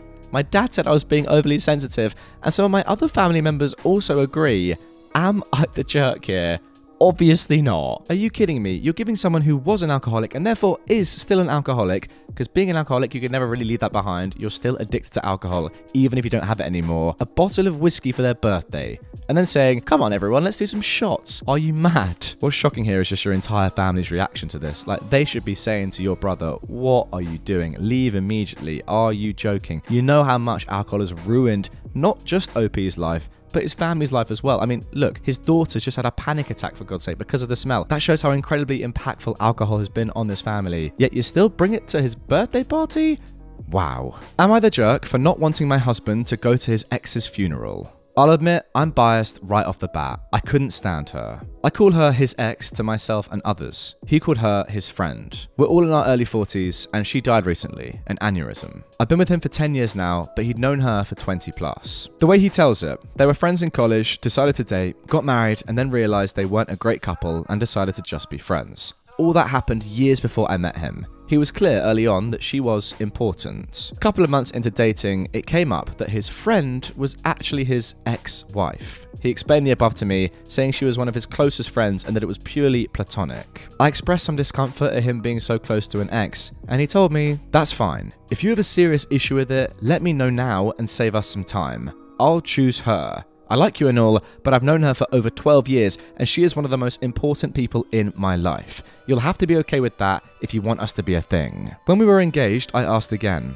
He gave me this perplexed look and asked, why would us getting married affect my friendships? I sucked it up and went along. I resented every moment of knowing her, especially when we had to be social. She understood some part of him that I couldn't. Her husband was friends with mine as well, so it's not like I could use him as an angle. Oh wow, that is a horribly malicious comment, I've got to say. He'd have lunch with the ex, they'd go to their geeky movies, and whatever. The few times I brought it up, he said, we had this conversation before, and you had your chance to back out. She died after they had lunch the other day on the way to her car. He spent a bunch of time crying, but honestly, I was relieved. He was working with her husband on funeral planning. I told him, you don't think you're going, do you? This is my argument summed up. She's dead, so she's not a factor anymore. He doesn't get to use his she's my friend excuse since she doesn't exist anymore. He had his cry for a couple of days. He gets to be done with mourning her already. There's no need for him to go to her funeral since I wouldn't want her at his. What am I reading? He was the angriest I've ever seen him when I told him that, replying that he'll be going no matter how I feel and that he's willing to burn this to the fricking ground while holding up his wedding band. Besides you, she was the closest friend in my life. Him, her husband, and my sisters are calling me an insensitive jerk over this, all saying that there was no romantic aspect to their relationship and that I'm heartless. Her husband went so far as calling me a ghoul for how I reacted. I never felt their relationship was appropriate, and I hid that for years because I wanted to be with my husband. Now that she's gone, I don't feel I should have to hide it anymore and can speak freely. So, am I in the wrong for just wanting him to be done with her and for him to not attend the funeral? Well, I've got to say, first of all, absolutely yes, you're in the wrong. And secondly, some of the language in here is nuts. I can't quite believe it. Don't get me wrong, I can understand how from your perspective you don't particularly like this relationship. They're exes, they were married and they're still great friends and it's annoying to you. I can understand that. However, your husband is right. He's given you so many opportunities throughout your entire relationship to be like, okay, this is too much for me, I'm done with it. But you've kept going. Now, admittedly, I understand that maybe you were like, okay, I don't like this, but I love him. I'm going to keep going no matter what, and you still don't like it. That's okay. However, some of the malicious stuff that you're saying here, saying that you're glad that she's dead, that she's not a factor anymore, that he's done with his mourning over his best friend other than you, and that he now can't even go to the funeral, that's insane. Even if you hated this woman, you didn't like her relationship with your husband, I don't really care. Ultimately, she was your husband's best friend other than you, as he said, and you're saying, no, you can't go to the funeral. That is crazy. You're definitely the butthole. Am I the jerk for not letting our kids eat my wife's cooking? I am a 34-year-old man and I have a wife and we have 2 children, a 4-year-old girl and a 7-year-old boy. I work as a manager at a care home and my wife owns a bakery with her mum. My wife cooks all the time because she is much better at cooking than I am. I cook sometimes. She is the one who takes care of the house, the kids, and chores. Yesterday, when I came back from work, dinner was ready, so I plated it up for everyone while my wife was washing her hands. My kids like their food cut up. I was cutting their chicken into pieces and it looked a bit pink. I told my wife to look at it and she said, it is a little bit pink, but it's fine. I told her I'm not letting them eat this if it's pink. She told me to stop being a baby and it's not going to kill them. I kept telling her it's pink in the middle, they shouldn't eat that, they can get food poisoning, and that it's dangerous for them. She told me, if you don't want them eating it, then you can cook their dinner. So I made them cheese and ham toasties. I also made her one, but she didn't eat it. She told me she isn't talking to me if I think her cooking is horrible. Now I don't think it's horrible, I just didn't want our kids eating that. I told her to stop thinking she was right. So, am I the jerk? I mean, I don't know about this one. Surely the simple solution in this isolated instance of the pink chicken is just to cook it for a little bit longer. Just say to your wife, look, I don't want to, be rude. You do all the cooking, you take care of the kids. I completely respect that and I'm very grateful for it. Would you mind, just to satisfy my inner, worries, if we can just put this chicken a little bit longer? I'm sorry, but a little bit longer just so it's not as pink. You yourself have admitted it is a little bit on the pink side, even if that's not going to really, harm our children. And she probably, if she was a reasonable woman, would have said, okay, not ideal, but fair enough, I understand. However, you've gone down the complete wrong road, being petty, making a completely different meal, and not even letting your wife give her cooking to your children.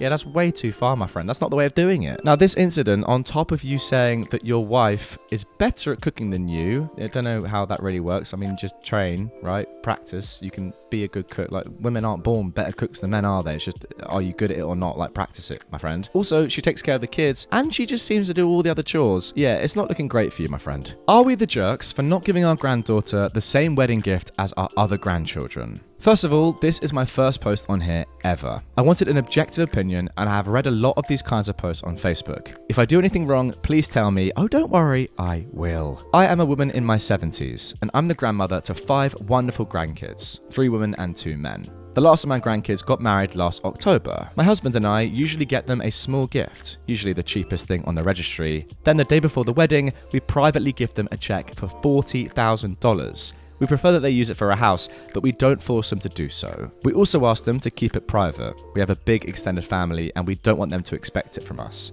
They all honoured this request. When it came to our youngest granddaughter, we bought her an air fryer, that was the cheapest thing on the registry, and sent it in advance. Then she called us furious. She went off on us for being cheap and how she knew we had money, but that we didn't love her enough to show it by getting her something more expensive. We were horrified by her behaviour. Then she went ahead and threatened to disinvite us if we didn't get her a better gift. We discussed it, bought her a china set, but we did not give her the money that was set aside for her. We decided that she did not deserve it. Fast forward to last week, she met up with her brother. They got to talking and she found out about the cash gift that he got. She asked her cousins and found out all of them got the same gift. She called us furious for discriminating against her. We told her that it was our money, and after how she behaved, we did not want to give it to her. She started crying, said that she was just extremely stressed and that we shouldn't have taken it to heart. We told her that we stand by our decision, but now she is refusing to attend Christmas, and her mother, our daughter-in-law, is calling us jerks. So,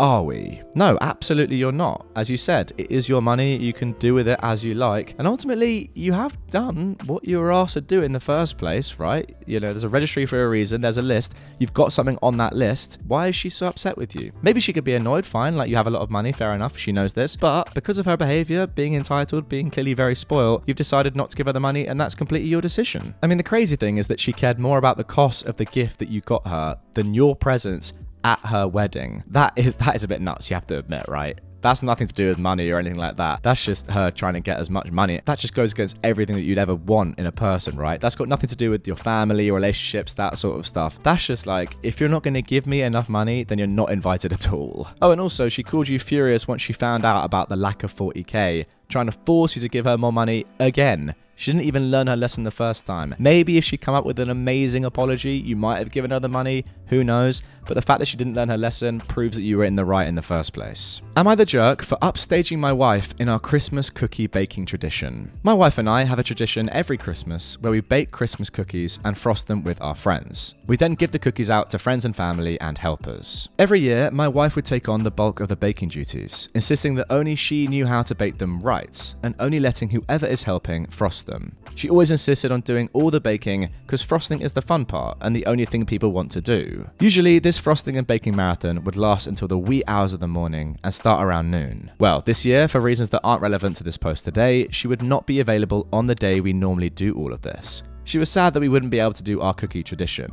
I said that I was more than capable of baking the cookies. She seemed to think that I was joking and that I could basically never do it myself. Well, I said I'd try, and she wished me a sarcastic good luck. Well, in the run-up to the days of baking and frosting, I start running drills to optimize production, enter testing and tragic mistake montage. I started rearranging the house in various configurations, running tests on the dough we were using to see how long it took to bake and making appropriate changes while running it by taste testers, substituting ingredients for quicker bake time while preserving taste, making the cookies as thin as possible without compromising frosting ratio, canvas space for creativity, and or compromising structural integrity, etc. So, come the day of baking, I have everything down to a science. As friends and family come in, I give them the rundown. After a couple of hours, most kinks are worked out and cookies are flowing out at a breakneck pace. Eventually, we start running out of material, something that never happened under my wife's aegis. We start making runs to the store for the necessary raw materials to fuel our mighty cookie forges. By the time we were done, we were exhausted around 2 a.m.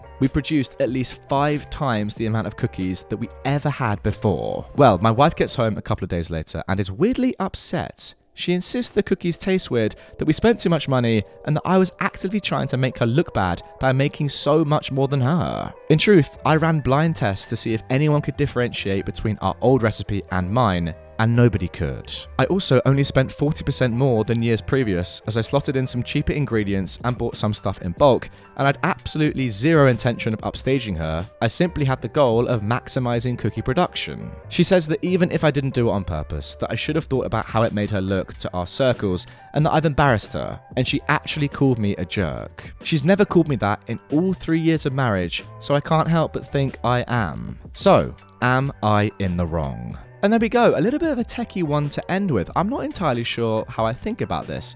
Just from reading your post, OP, and seeing how you sound, and, you know, trying to gauge the tone of your voice and how you feel about this entire thing through your words, I wouldn't say that you're the jerk. You sound like a nice guy, and you sound like you had good intentions. And ultimately, you did come out with a fantastic solution that yielded 5 times the amount that it did in the past, and everyone seemed to like it and have a good time. So fair play for that. What I would say though is that your wife is upset for a reason, and I think it's a valid reason. It is her thing, and look, maybe given that she wasn't going to do it, it's nice of you to take over it, and she could have been a little bit more grateful. But I do understand in part why she feels slightly upstaged, especially if you've made so much more and, you know, people are saying it's just as nice. I can understand why she'd feel a bit miffed about that. Like, it's a tough one because you didn't do anything wrong, and the way you did it sounds fun and competitive, which probably was exciting for a lot of people. But in your wife's shoes, you wouldn't want to come home and discover that the thing that you do every single year has actually been improved, or people have had more fun when you're not there.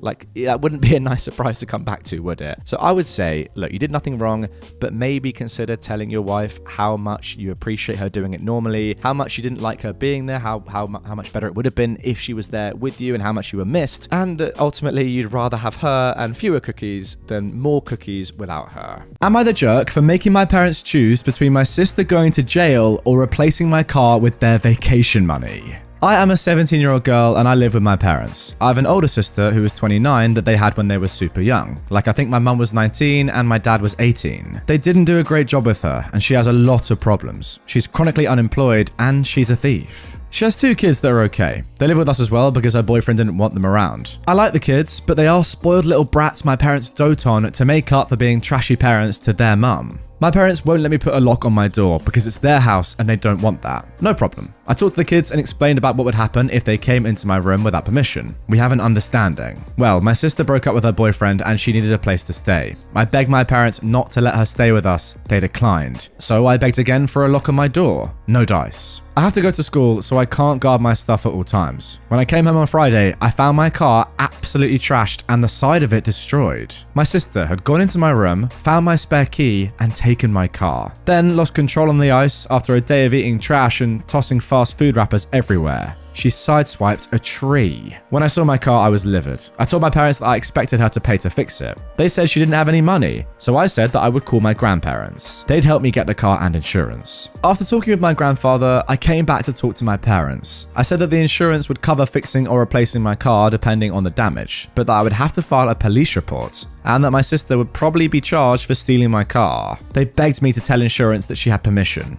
I said, nope. So, rather than go through insurance, they are replacing my car. But they're using money they'd set aside to take me and my nieces to Orlando next summer for my graduation. It's fine. I can do without seeing Disney World again. But my parents, sister, and nieces are upset with me and saying that I'm the jerk for denying my nieces the opportunity to go on a vacation that they've never had. I just asked them if a lock for my door would have been cheaper. So, am I the jerk? Oh, and a quick edit here. Hey, I just got home from school. There is a deadbolt on my bedroom door, and my mum gave me a key. She says that she's keeping the other one for emergency. I agreed as long as it was only for emergencies. Well, I think the fact that your parents have now installed a lock on your door shows that you were in the right the entire time, and they now realize their mistake. It would have been so much easier had they just given you a lock in the first place, and they now realize that. I mean, that comment at the end, I just asked them if a lock for my door would have been cheaper. So good. I mean, so petty. It's not petty revenge, but it might as well be. And yeah, look, it's a shame that they're not going to be able to go on a vacation, and neither are you. But ultimately, your car has been destroyed, and you need a car. And that is where the money should go, and that is where the money has rightfully gone. Am I the jerk for snapping at my friend who keeps ditching me because I now have a child? Just over 2 years ago, I, a 29-year-old woman, unexpectedly got pregnant, and now have a beautiful 18-month-old daughter, Kira. Over that time, my friend circle got considerably smaller, but my best friend remained, Mia. Mia doesn't have kids, nor want kids, but she's been brilliant with Kira. I'm a stay-at-home mum, and obviously don't have as much time to hang out as I did previously. Mia and I live on the same streets. We're in Manchester, England, and it's a walking distance between our houses. I've told Mia numerous times that she can just pop in whenever she wants. She works from home, but she rarely does. She did at the beginning, but it's been happening less and less. Instead, she keeps suggesting we go out for coffee or pizza or even a drink, but I don't have the time, and I always just tell her to come over and we'll have coffee at my place. She asked if I wanted to go out with her and her other friends for a drink last weekend. Now, I said no, but that she's welcome to come over and we'll have a few drinks at mine. She said she already had plans and it felt weird to drink when she knows there's a child around. Honestly, I feel neglected. I feel like she put me on a back burner and doesn't want to be friends anymore. I'm always available, but she rarely comes over, and I don't think that's fair. Today, I saw her photos from Saturday night and I was fuming. She ditched me just so she could go and drink like she's 20 again. I felt rejected and horrible. I thought we were best friends, but she clearly doesn't value me when she won't even have a few drinks with me at my house. When she finished work, she called and asked if I fancied going for a coffee in town, but I asked her to come over again. She said yes, but before she disconnected, I heard her mumble, like always. This really annoyed me. When she came over, I decided to be open about everything. And while not my proudest or most mature moments, I shouted at her that she's an awful friend, that she barely comes over, and if she doesn't want to spend time with me, to just say it and stop playing around. She said she's always been accommodating, but it's been 2 years and she doesn't want to spend time with me when there's always a kid, especially now when she has to watch her language. Mia likes to swear. I said that she knew I had a child and responsibilities, and she said that Tom, my partner, could take care of Kira once in a while so I could have time off. This felt really intrusive, and I told her to mind her own business and not meddle on my marriage. I was really angry with her and kicked her out. She called me a selfish jerk on her way out. Normally, I'd expect her to call by now with apologies, but she hasn't done so, and I'm starting to wonder, was I in the wrong or was she? Perhaps I was too harsh and should have been more careful with discussing it. Yeah, tough one. To be honest with you guys, I think the OP is in the wrong here, right? I understand what she's saying. She obviously has responsibilities and has a baby, has a child, and you can't go out and, drink and, even maybe go and have coffee all the time, pizza all the time. I understand that. However, you have said yourself that you do have a partner there who can take care of your child and let you have time off. I mean, that's a normal thing to do, right? And also, it's not as if your friend has ditched you. She keeps inviting you to do stuff. She has gone round to your house, it seems like quite a lot of the time. I mean, you said at the beginning she did go a lot. It's happening less and less now. And by that comment on the phone, you can see that she doesn't just want to go to your house every single time you meet up. She wants to go and have fun. She wants to drink. There's nothing wrong with acting like you're 20, by the way. She doesn't have responsibilities at her age of 31. She's going to go and do fun stuff that she wants to do. And you can't control that or be upset with that. She literally asked you to go out with her and her friends. Like, she's made the plans and invited you along. You said no. You can't be angry at her photos, sorry. She's just living her life. If anything, I'd say that you're the one that's not being a great friend here. She's putting in a lot more effort than you. The only effort that you'd have to put in would be to say to your partner, oh, I want to go out with my friend. Can you look after the baby? They say yes, then you'd go.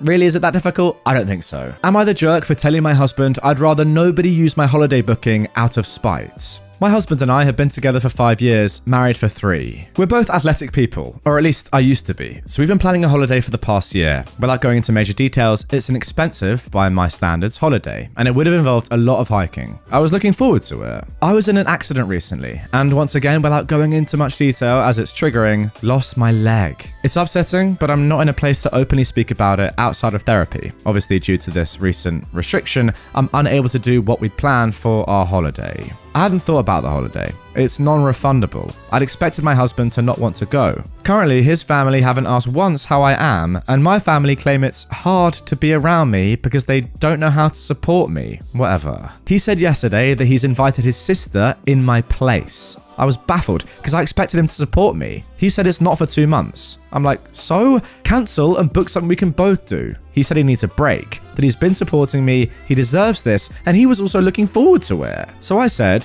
you go, but I pay for my spot, so no, she can't use it. He asked if I'm being serious, that it's spiteful. His sister hasn't done anything. I said she hasn't asked me once, so I'm doing. She texted me last week for £150. Why should she get a free holiday? Anyway, he's upset, claiming he'll still go and pay for his sister, which he won't, since A, it's expensive, and B, last I checked, it's fully booked. So am I the jerk?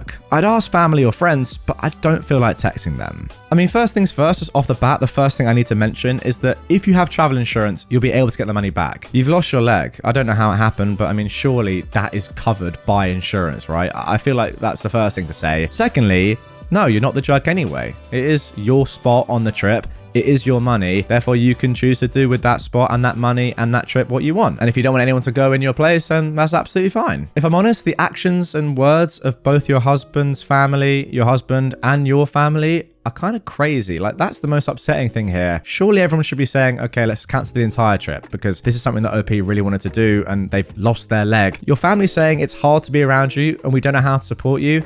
That is just ridiculous. That's just not good family right there. Your husband's acting poorly as well, and his family's not even worth mentioning. The whole thing is just very, very poor all round, and ultimately, I'm very sorry that you lost your leg. Am I the jerk for refusing to pay child support to my ex-wife for our children so she and her husband can save for their other kids? My ex-wife and I are the parents of a daughter who is 17 and a son who is 15. We share custody of our kids 50-50, and we've been divorced for 13 years now. Neither of us pays child support because we have equal time with the kids, and we split the cost of everything: school, medical, dental, extracurriculars. I opened up bank accounts for my kids when each was born, and I've saved from the get-go. But around 8 or so years ago, I came into some money because I was injured at work, and I put that money into their accounts. As well as this, a relative died 4 years ago, and I was left a sum of money that also went into the accounts for my children. The money I've now saved for them will help them tremendously in their futures, whether they go to college or not. My ex-wife remarried several years ago. Her stepdaughter is 16. She's got a nephew of her husband's they are raising graduating who is 14, and she has a 7 and 5-year-old with her husband. My ex-wife wanted to talk to me about college for our kids, and she told me that she and her husband had told all their kids that community college would be the most affordable option for them, and that they would get as much help as possible, but a more expensive school would be tough on them. I told her that our kids would have that option if they wanted it, because I've saved a more than healthy amount for them.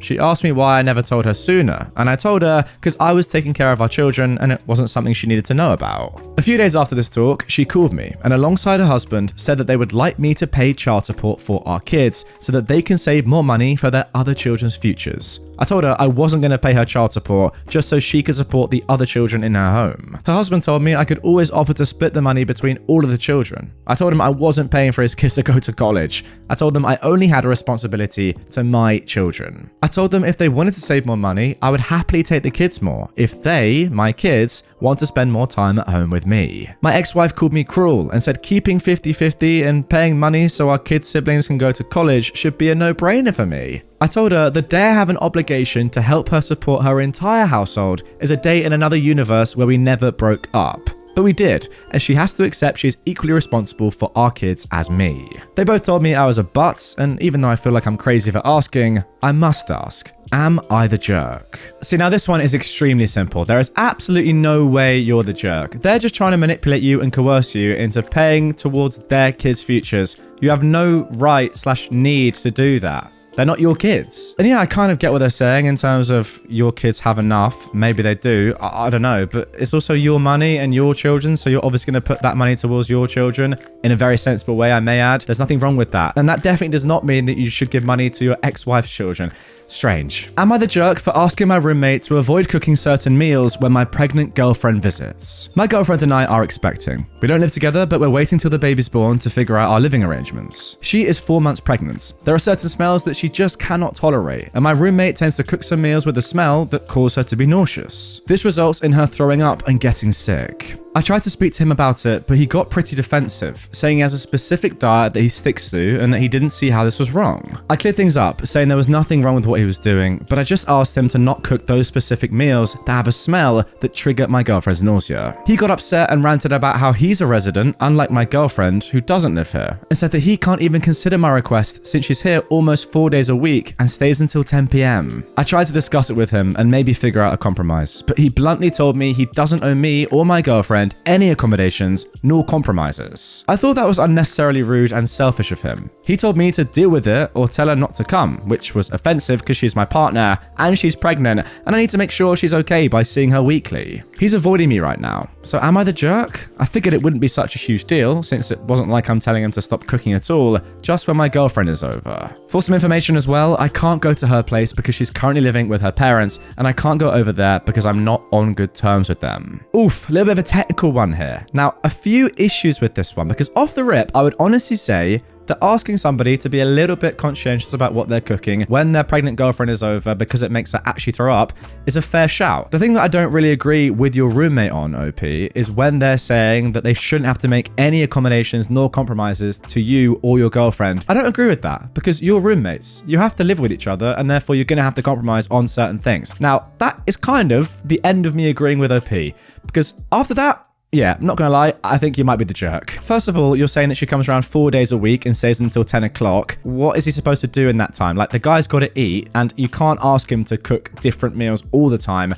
4 days a week is the majority of the week. He can't change his menus and recipes for the majority of the time in his own home just because of your girlfriend. That is too far. Also, you can't go to her place because she's currently living with her parents and you're not on good terms with them. That's on you. That's not your roommates. Like, your roommate shouldn't have to put up with that just because you fell out with your girlfriend's parents. That's not on him to change all his recipes and meals just because you can't go to your girlfriend's place. I think the main thing is that your roommate is right. He didn't choose to live with a pregnant woman. That wasn't part of the deal. And yeah, look, I'm sure that he would be willing to sacrifice maybe 1 or 2 meals a week, but 4 days a week changing everything for himself, that was never the plan, and that's unfair to put that burden on him. Am I the jerk for telling my friend to man up or not come to my wedding? For some context, me and Taylor have been best friends since forever. We were school buddies, college friends, my parents love him, we vacationed together many times. Taylor is a very affectionate person, a kind, thoughtful guy. 3 years ago, me and Anne started dating, and now I'm pretty sure she's the love of my life. Brilliant woman all around, we're getting married next January. The conflict. After a long and thoughtful conversation, my fiancée voiced her concerns about inviting Taylor to our wedding. Basically, she had 2 main reasons for asking him that. 1, dress code. Taylor is a 30-year-old punk. He wore a dress to our prom. You know, that kind of guy. 2, Taylor is dating a guy, which is not the problem, but his partner is also very flamboyant. Anne wants a very minimalist, quiet, calm wedding because she struggles with anxiety and ADHD. So that was her request. I talked to Taylor the next day and I told him about Anne's concerns. Tay said, "Do you think I'm going to show up in a white dress?" and laugh about it, but I told him he needed to promise he would respect the dress code. Black tuxedo for the guys, that was the code. I got a little caught in the moment, so maybe I was harsher than I should have been. I told him to man up and to act his age. I said some stupid stuff like, "People laugh about you, you want to be a joke?" He said, "Sure, no problem." And the next day, he declined the online invitation. He keeps telling me we're good and everything is okay, but the situation is bothering me. I love Tay, but I know he can be difficult. My group chat of my family is burning because they don't understand why he won't be there, and our friends group chat is dead since the news dropped. Am I the jerk? Yeah, OP, not gonna lie, I think you might be the jerk here. You've said to one of your best mates, man up, and also, if you dress how you normally dress, people are gonna laugh at you, when that's just the way he is. That is tough. Okay, I'm looking at this now. You want to be a joke, is what you said to him. Wow, this could have been so easily avoided if you just said to him, "Look, by the way, I know how you like to dress and I would never want to, restrict you. However, on this one certain occasion, due to the disorders that my girlfriend has, it is extremely important that you fully respect the dress code." And he would have clearly said, "Yes, that's fine, I will do that." That could have been it. It could have been as simple as that. But no, you went down the people laugh about you route. That is personal. Am I the jerk for selling my house since my roommates thought I was ripping them off? I have a massive mortgage on a house in a high cost of living city. I have 4 roommates. I have the basement suites and the upstairs is rented to 1 couple and 2 single people. They know I own the house, and all of them were recommended to me by friends or family. I still required a lease agreement and security deposit, as well as first and last month's rents. I was just willing to rent to them at below market rate because I didn't have to advertise or arrange for a property manager. Between the 4 of them, I collect enough to cover the mortgage and utilities with a little left over. I save my money and use it to pay for major repairs and maintenance. Well, I'll be starting a new job in a different city in the new year. I knew about this back in late October. I offered the couple an opportunity to take over the basement suite in the new year for a little bit more money. They would get a massive bedroom upgrade and a private living room, bathroom, and kitchen. They agreed and let me know that they were planning on moving out in 1 year, so they'd be willing to sign a 1-year lease. I asked the 2 singles if either of them wanted to take the master bedroom that would be empty. They both declined, but asked if they could turn it into a home office for them. I said sure, but they would have to cover the rent for the room. Now, they think I'm being unreasonable. Since I'll be making more money off the couple, they think I should keep their rent the same and let them have the room for free. I offered it to them for 80% of what I was getting before, but they called me a selfish jerk for taking all their money. Even if they took the deal, they would still be paying less than market value for a single room in our city. It turned into a huge fight, with the people who referred them to me calling me a greedy jerk for trying to suck money out of their friends. I don't need to deal with any of this. I found a property investor who was willing to buy my house and honor my current leases, including the new one for the couple. Unfortunately for the other 2 renters, their leases are up in February, and I imagine the rents will be going up a fair bit. But that isn't my problem anymore. So, now everyone they know are angry with me because these 2 people will most likely have to move into a worse living situation. I feel bad because if I wasn't moving, I would stay and deal with it, but it is just easier to walk away. And there we go, ending with someone who definitely is in the right. The fact that you're giving them a good deal in the first place, and they don't really understand that. So then when you give them a normal deal, or even a slightly better than normal deal, they think it's a bad deal. You're kind of just getting punished there for you being nice in the first place. That's not how it should work. And also, why are other people getting involved in your rent and stuff? Like, it's between you and your tenants, right? I don't know, everyone's going, "Oh, you're such a disgrace. You're charging less than the standard rate for a room. You're still a disgrace." Makes no sense. Also, the fact that you're saying that if you weren't moving out, you would stay and deal with it yourself, and the fact that you have been doing that for a long period of time at a cheaper price for everyone else shows that you're a nice person and you're a fantastic landlord. But you not being there means that you have to employ someone or pay someone to look after the property. How are you going to get that money? The rent has to go up. And the fact that it's underneath the market value anyway means you have that license, you have that space to do it, and they really can't complain. Am I the jerk for taking my niece to court over a coat? I am a 28-year-old woman, and I have a 16-year-old niece. She is my only sister's only child. 2 years ago, I married a very wealthy man, and because of the pandemic, last Christmas was my first with my in-laws. My mother-in-law gifted me a coat that is worth more than $20,000. I saw her wearing it, asked her where she bought it, and she said that it will be my Christmas gift from her. What a Christmas gift. I didn't know how much it was. I knew it was expensive, but I thought maybe $3,000 at the most. I was visiting my sister last January when my niece saw it. She googled the brand and showed me how much it really was. I won't lie, I didn't wear it after that because I was afraid of ruining it. Last week, I wore it while visiting my sister. While I was putting it back on to leave, I felt something go splat on my back. Then my niece started cackling and the smell of paint hit me. I was so angry, while she was not apologetic at all. Her mum screamed at her and said she was grounded. Then she said she will pay for the dry cleaning. While I was in my car, still in shock by the way, I got an alert that my niece posted a reel. It was of her doing a prank on me, and she said, I'm gonna hit my aunt's $20,000 coat with a paint-filled balloon to see how she reacts. I saved it on my phone, sent it to her mum, and told her that a week's grounding is not enough. She didn't reply, but I saw that my niece took it down. It got less than 5 views by then. The next day, I found out my coat cannot be saved, so I called my sister and told her that her daughter has to pay it back. Well, we got into an argument, and she said that they will not be paying it, and if I wanted a new one, I should get my husband to buy one for me. I think that they should pay for it. They can afford to. IMO, they should sell my niece's car and pay me back my money. We did not reach an agreement, so I told her that I will be suing and reminded her that I have video evidence that her daughter, A, did it on purpose for online clouts, and B, knew exactly how expensive it was. People in my life are not objective at all. I have some calling me a jerk, some saying they are the jerks for not buying me a new one,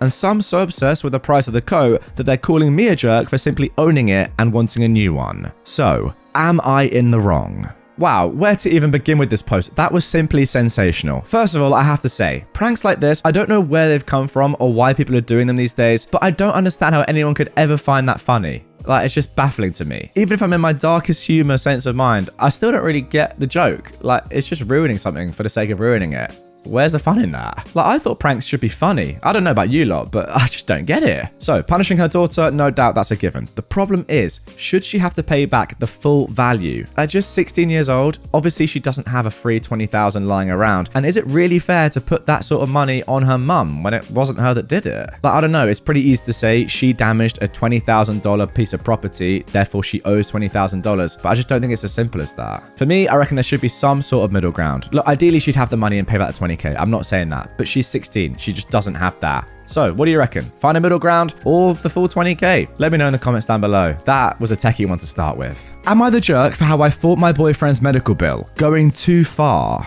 My boyfriend had to go to the ER after an accident, and he got a truly ridiculous bill back. I offered to fight the bill for him because I've done it before, and he said, sure. I went all out because honestly, if we were out $5,000 after insurance, that would screw up our holiday plans pretty bad. So I had him call the hospital and authorize me to handle his bill and access his medical records. Got an itemized bill and compared the prices for each code to the fair prices. Called billing to dispute the bill, but was told that billing only collects bills. I'd need to contact admin to dispute. Bounced around a call center for hours trying to get someone who was actually qualified for bill disputes, getting nowhere. Google and LinkedIn search for the hospital board of directors and upper management. Got 30 emails of the most influential people at the hospital, plus the hospital's investors. Every day I'd send a few emails, working my way up the chain and writing an increasingly long email describing how they billed my client at 7 times over the fair price for services rendered, and how their billing department, customer service department, and the growing list of management I'd emailed had failed to address the issue.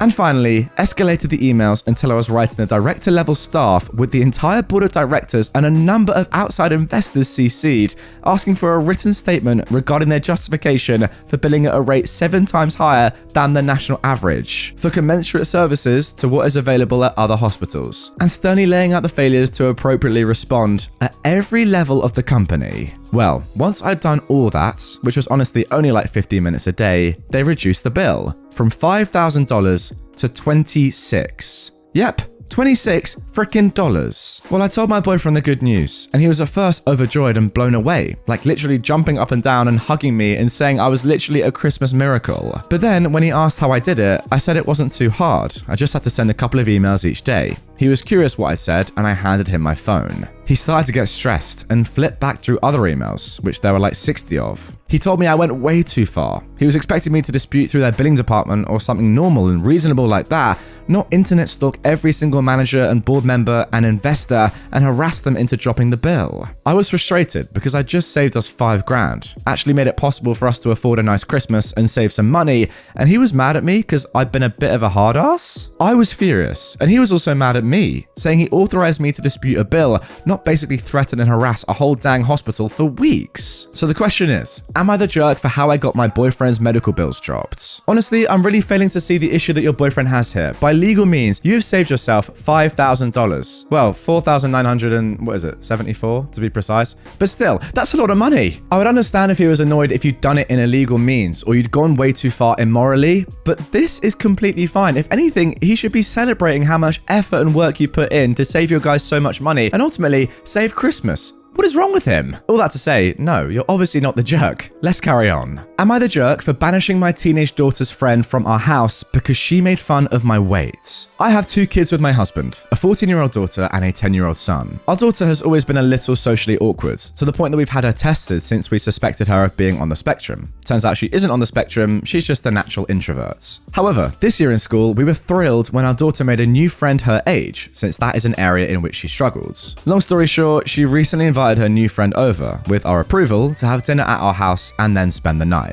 So, my daughter's friend came over. My husband is usually the cook in the family, and this night was no exception. He made us all a really nice meal. During the course of said meal, I asked my daughter's friend, "Are you enjoying the food?" She responded, "Yes, your husband is a great cook. No wonder you've ended up a bigger woman." The room got quiet for several moments. My husband tried to laugh it off and change the subject, but I wasn't having it. The girl had just leveled a completely uncalled for insult at me. My daughter's friend seemed to realize that she'd messed up, but she didn't say anything else. We finished an awkward dinner in mostly silence, and my daughter's friend did stay the night. This was a couple of months ago. Recently, my daughter asked if she could have that friend back over, and I told her, sure, if she's going to apologize to me. When our daughter asked what I meant, I reminded her of what she'd said. My daughter responded that it was over and she didn't want to bring it up again. She then went to her father and asked. He said sure, but she then told him what I'd said. He came to me and said, "Look, her friend just felt awkward and tried to make a joke. It didn't land. For the sake of our daughter, can't you just let it go?" Now, yes, I could, but the thing is, I just want an apology from the girl. I need to see that she understands how rude she was before I can get on board with her and my daughter hanging out. My husband says that I'm being weird for insisting on an apology from a 14-year-old, especially since that girl is such a good friend of our daughter. But I think it's weird that I'm still waiting for an apology from that same girl. Seriously, that's all I need. I just need to know that any friend of my daughter is willing to own up to her screw-ups. Alright, my answer is kind of twofold here. On the one hand, I understand why you'd be annoyed at this comment. It's completely fair, someone kind of making a joke about your weight. I get it, it's not ideal. However, then for you to hold a grudge on a 14-year-old girl for a number of months, that is a bit psycho. Get over it, and get over yourself. Your husband's right, it was a joke that didn't land, that's it. Come on, if you're gonna get that annoyed over one joke at your expense that didn't land, then what's the point of even being here? You know, like, come on, it's not that deep. Relax. And then you get to the point where you're limiting your daughter from a friend that she's genuinely made, even though you know how hard it is for her to make friends. That is too far. Like, at that point, you're putting your own pettiness above your daughter's friendship. I'm not sure I can get on board with that. Am I the jerk for leaving a fake positive pregnancy test in the bedroom to catch my husband's mum snooping? My mother-in-law moved in with us a month ago. I began to notice my stuff in the bedroom being touched. Furniture rearranged, stuff moved, etc. I felt like I was going crazy because my husband is the only one who has access to the bedroom and he doesn't usually touch nor come near my things. I figured it must be his mum walking in and snooping on my personal stuff. I told my husband and he said his mum would never. I had a huge hunch but couldn't install a cam in the bedroom to catch her in the act. So I got me one of those fake positive pregnancy tests and threw it in the bedroom's trash can. Note, the trash can was placed in the corner near the closet. Literally the next day after I got to work, I got tons of calls and texts from my in-laws congratulating me for my pregnancy. My husband came over to my workplace and was all worked up about it, asking since when was I pregnant and why didn't I tell him? I asked how he found out about, and he said his mum found the positive test in the trash can in the bedroom. I asked if his answer just confirmed that she'd been snooping in the bedroom all along. He had a realization moment, but demanded we stick to the bigger issue. I said there was no bigger issue because the positive test was fake and this whole thing was done to expose my mother-in-law's snooping.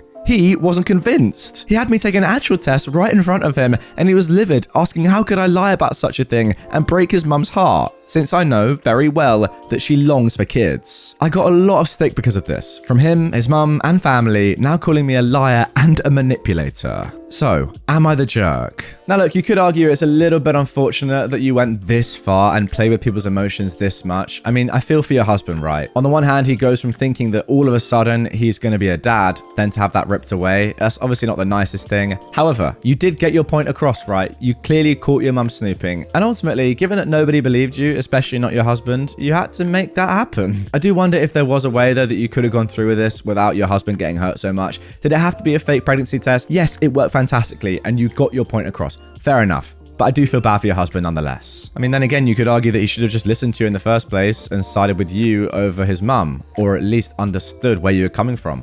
I don't know, maybe he deserved it. Let me know in the comments. Am I the jerk for telling my wife the cat is still her responsibility even if she's pregnant? My wife and I are expecting our first baby. 3 years ago, my wife decided she desperately wanted a cat. Now, I hate cats and all animals in the house, really, so I was against it. But she wouldn't stop talking about it. So finally, we made a deal that she could get a cat, but it was her responsibility. I'd have nothing to do with it, and she agreed. She stuck to her word, and I stuck to mine. I mostly ignored the cat. Now she's pregnant and asked me if I can scoop the litter until she gives birth because of toxoplasmosis. But I looked it up, and as long as she wears gloves and washes her hands, she should be good. So I told her absolutely not. She wasn't happy, but I reminded her of our agreement when we got the cat. I told her it was her responsibility, and if she didn't want to take care of it anymore with the new baby coming, we can get rid of it and find it a new home. She said no and has been scooping the litter. Her sister was over and saw her doing this and flipped out at me, telling me how dangerous it is. But of course her sister is going to be on her side and overreact. I never wanted the cat, so I don't see how I'm wrong. I mean, in my opinion, it doesn't even matter about toxoplasmosis. Doesn't matter if it's the most dangerous thing in the world. The fact of the matter is, you're just being a jerk because you're not helping a pregnant wife. Simple as that. I don't care what agreements you've got. It's not that hard to help your pregnant wife for a couple of months before she gives birth to your baby to scoop up some cat litter.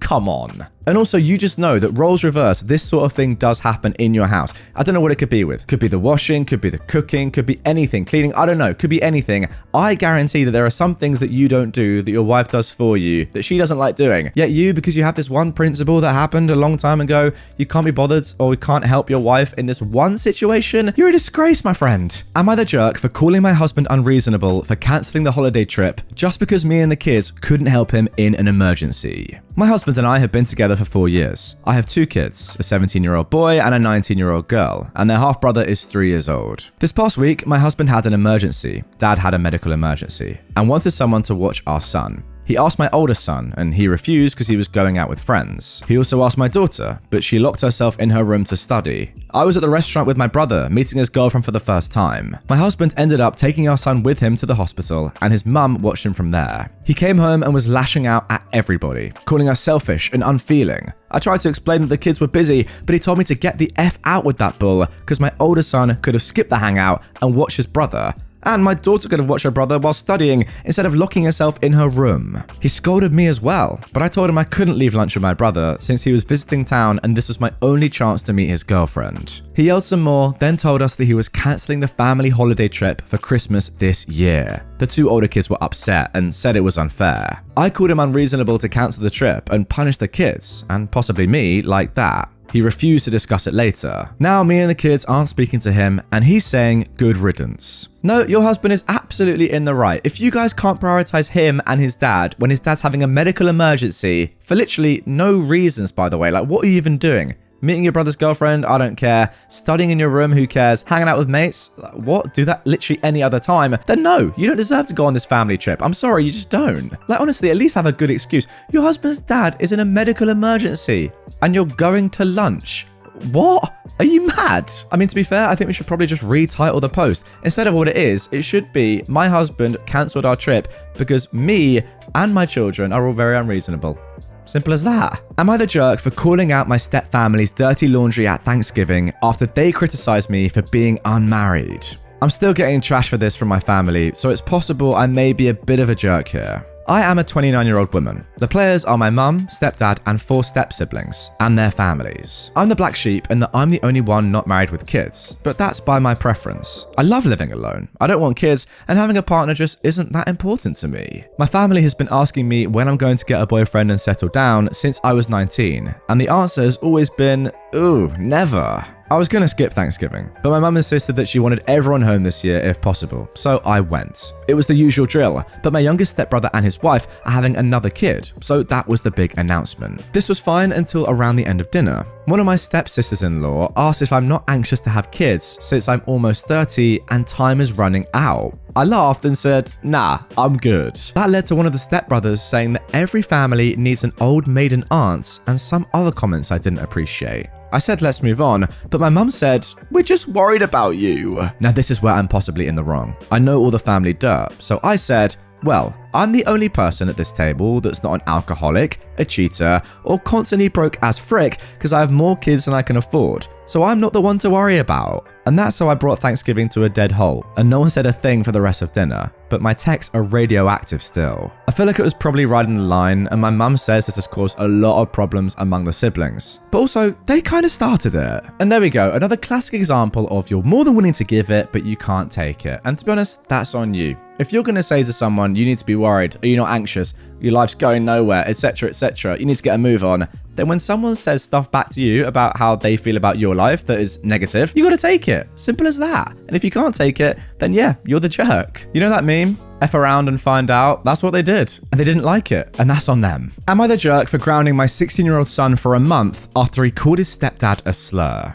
I'm a 43-year-old man and my son is 16. I'm divorced. I have been for a few years now, and my ex remarried recently. Her new husband, Jonathan, is black. We're white. He and my ex are now expecting a baby together. He also has 2 teenage boys himself. My ex and I share custody, but our son spends most of his time at my place because he has more room and privacy here. Last weekend, he was at his mum's, and on Sunday, he called me all upset, saying to come and pick him up. I rushed over there and found out that he got into a fight with Jonathan over some chores, and Jonathan locked him out of Wi-Fi and banned him from video games until he does his chores, which is how my ex and I also discipline him. And Jonathan has our permission to do the same if my son acts out. He can use the same methods he uses with his sons. More long-term/serious punishments are of course decided between my ex and I, but no video games today type of thing is totally fine for Jonathan to do. My ex and Jonathan then told me that my son got all upset over this punishment and told Jonathan to F off. Jonathan then told him to stop talking like that, to which my son replied, you and your sons ruin my life, so you don't get to tell me what to do. I won't take orders from an N anyway. I asked my son if this is all true. He said yes. He actually called him the N-word because, well, isn't it true? I lost it and told my son he's grounded for the whole month of December. My ex agreed. He's obviously annoyed and angry because he had tons of plans with his friends. He said that I'm overreacting to one word and I'm being unfair. My brother and mum agree with my son and is saying that the punishment doesn't fit the crime. So, am I the jerk? Yeah, obviously not. Your son's just been racist. That's literally illegal. I don't think he realizes at this stage how serious that is. Because if you weren't his dad, you were just some stranger that happened to see us in the street, you could literally report this and your son could literally have charges put against him. You can't do this. It's literally illegal. So the fact that you've only given him a month, let's be honest, is actually quite lenient. I have no idea what your mum's going on about. I mean, maybe it's because she's from the older generation. I don't know. And maybe that's a little bit of a crazy thing to say. But the fact that she's saying that's too harsh when you've literally called someone the N-word, yeah, no, you're just wrong. Anyway, guys, that is going to do it for 3 hours of the very best Am I the Jerk stories. I hope you enjoyed it. From the beginning to the end, there's absolute crackers in there. I mean, that last one, I'm just not entirely sure how I feel about it. A sensational story nonetheless, and yeah, very controversial one. Get your comments in down below. What are you thinking? What should even happen there? I have no idea. If you're new to the channel and you haven't already done so, hit the follow button, subscribe on whatever platform you're on, and once again, remember, donate to my charity campaign. If you watch all this the whole way through for free, why not? Chuck a little bit of money at a charity. It's a good thing to do. And I'll see you guys all tomorrow with a brand new Reddit episode.